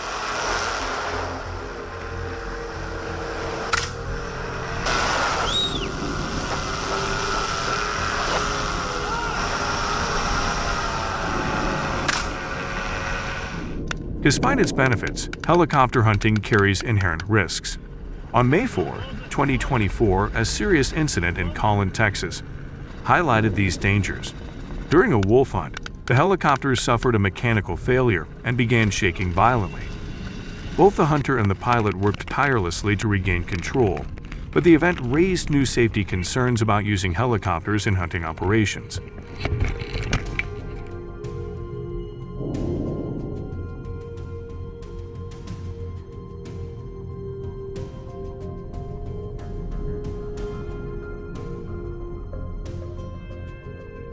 Tragically, the pilot's attempts to regain control only worsened the situation, causing the helicopter to veer off course and crash.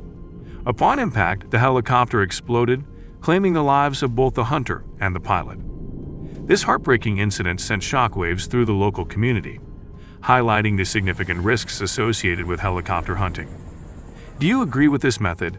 If so, please like the video. If not, leave a 0 in the comments to share your thoughts.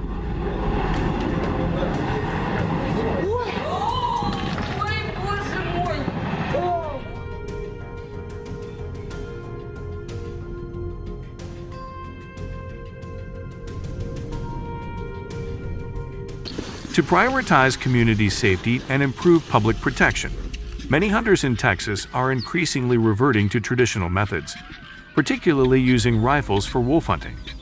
Selecting the right rifle is crucial for a successful hunt, as it ensures both accuracy and reliability when targeting wolves across the state's varied and challenging terrains. Okay, get on the other one. Ooh, baby!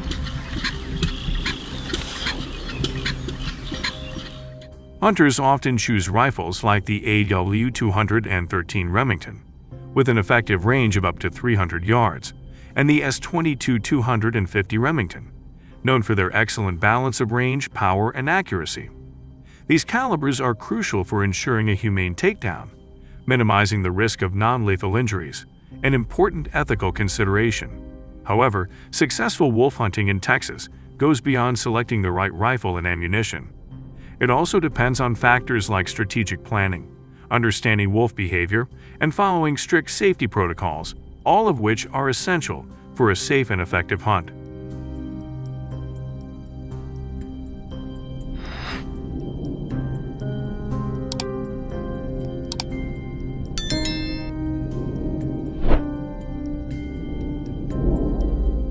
Understanding local regulations is crucial, as Texas enforces specific laws for wolf hunting. Hunters must possess a valid hunting license, which costs approximately $25 for residents and up to $315 for non-residents, depending on the type of license. Additionally, Texas permits wolf hunting year-round to aid in ongoing population control efforts, reflecting the state's commitment to balancing ecological conservation with community interests.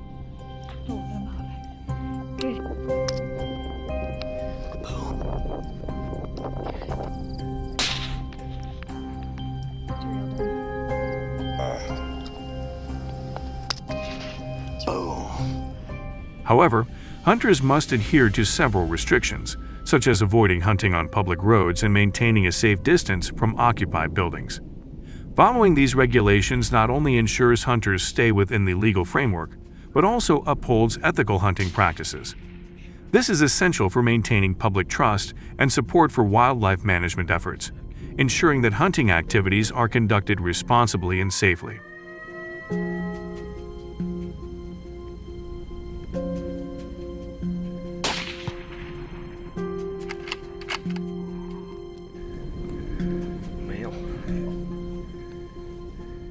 In addition to understanding regulations, physical fitness plays a crucial role in the success of wolf hunting. Unlike stationary hunting, wolf hunting in Texas often requires covering vast and varied terrains, including dense brush, rocky slopes, and open prairies. The physical demands can be significant, with some hunts lasting hours or even days, especially when tracking elusive wolves across challenging landscapes. Being physically prepared is vital for ensuring endurance, safety, and the overall effectiveness of the hunt.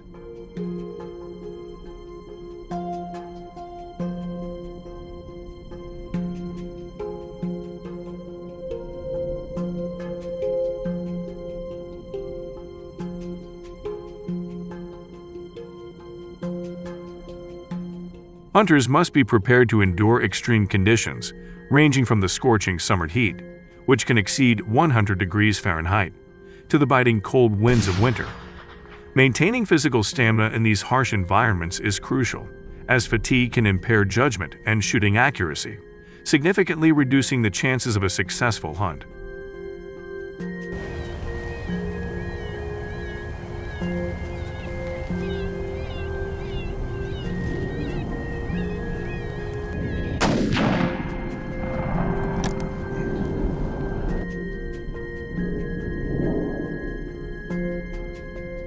Beyond the immediate economic benefits, controlling wolf populations serves the broader purpose of maintaining a balanced ecosystem. As apex predators, wolves play a vital role in regulating prey populations.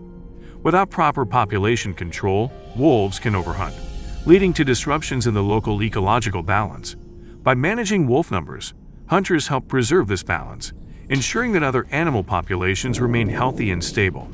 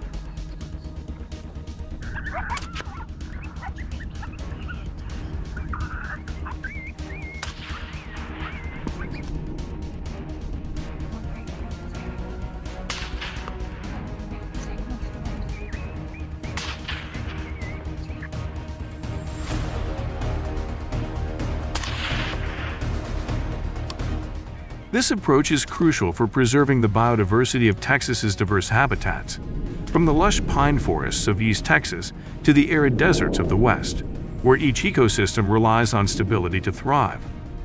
What do you think of this approach? We'd love to hear your thoughts, so please share them in the comments below.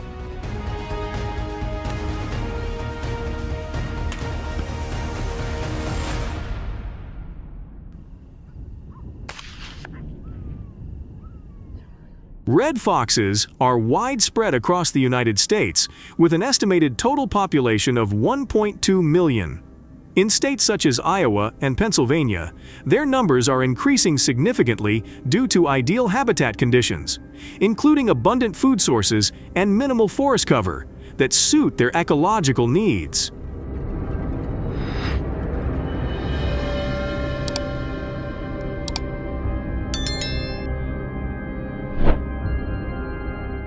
Foxes and similar species often dig into the soil in search of insects and small rodents, an activity that can inadvertently cause significant damage to the root systems of plants.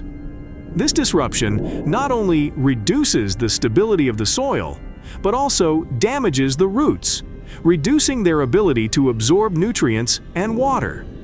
This can, in turn, negatively impact the yield and quality of crops in horticultural environments.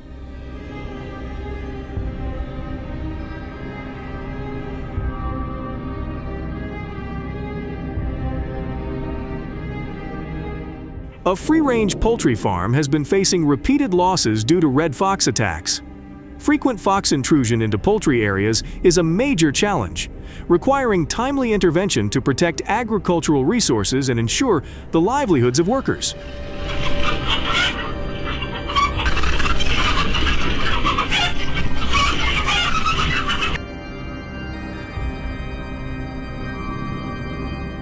Hunting breeds such as Jack Russell Terriers and especially foxhounds are highly prized for their skill and reliability in hunting foxes. These dogs, with their excellent abilities, play an important role in fox population management, especially in areas where foxes pose a threat to livestock and animal welfare.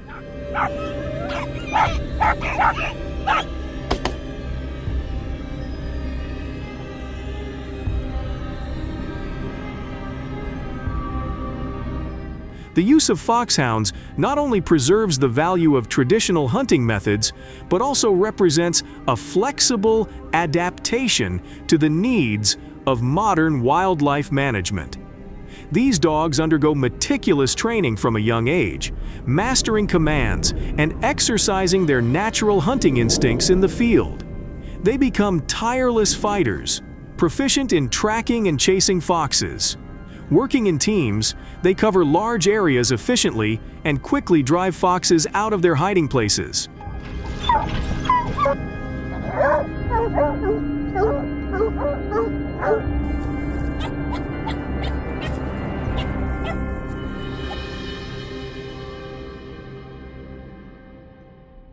When hunting red foxes with dogs, hunters rely on the agility of their canine companions while also carrying a rifle for dangerous or emergency situations. This method is popular in rural areas where red foxes have a significant impact on agricultural activities. However, hunters must comply with legal regulations, including obtaining a hunting license.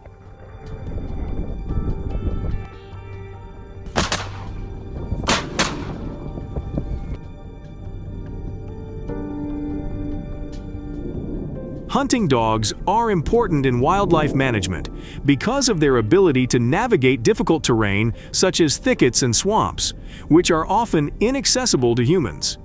Their skills make them essential in controlling elusive animals such as red foxes, especially in areas where these animals can easily hide or seek cover.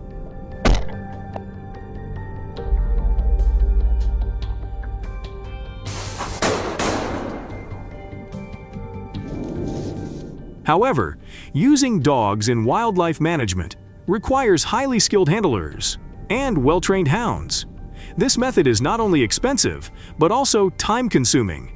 Additionally, handlers must have a deep understanding of animal behavior and the ability to control dogs in diverse and often challenging environments. Do you know of other effective ways to manage red fox populations in the United States? Share your ideas in the comments below.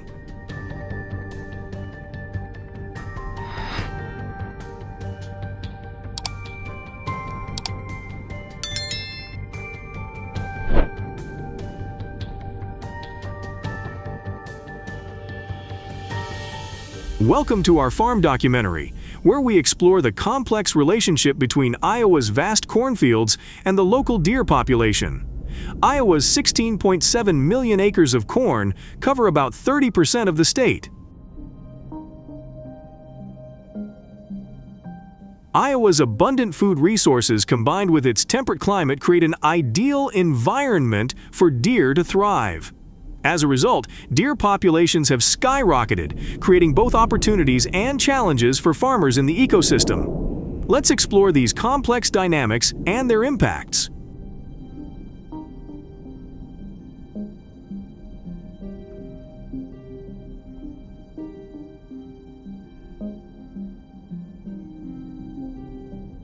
Iowa's deer population, currently estimated at 350,000, has doubled in recent years thanks to favorable environmental conditions such as abundant cornfields and a mild climate. Introduced to the United States in the 16th century, deer have adapted well to their surroundings. However, their rapid growth is now posing major challenges to farmers, resulting in significant crop damage and economic loss.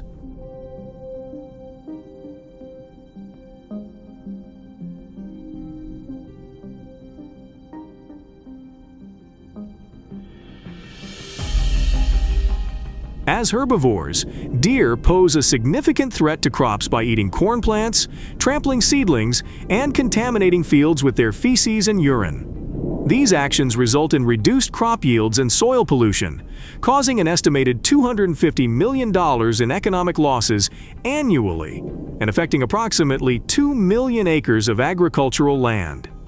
This challenge highlights the urgent need for effective management strategies to protect agricultural productivity and sustainability in Iowa.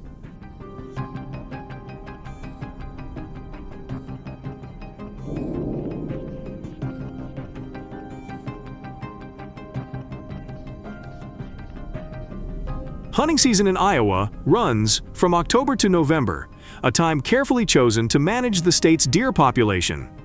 To hunt, a hunting license is required. For residents, a license costs $25, while for out-of-state residents, it's $50. Each license is valid for 1 year.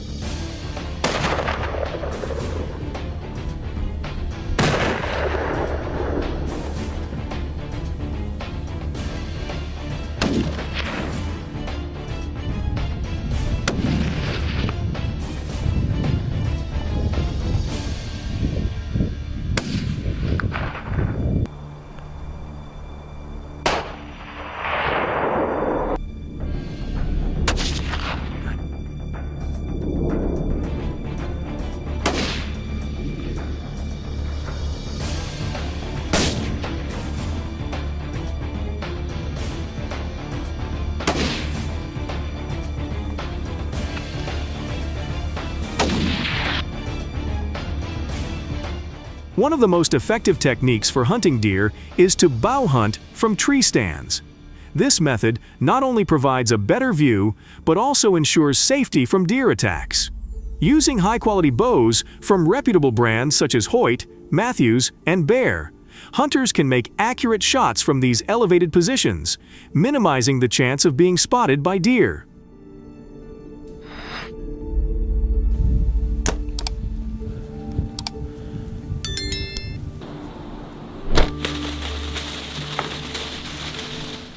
Hunters' keen observation skills allow them to spot deer from a distance and make accurate shots.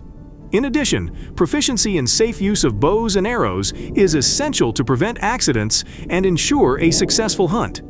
With these skills, hunters can effectively manage deer populations, protect crops, and minimize agricultural losses.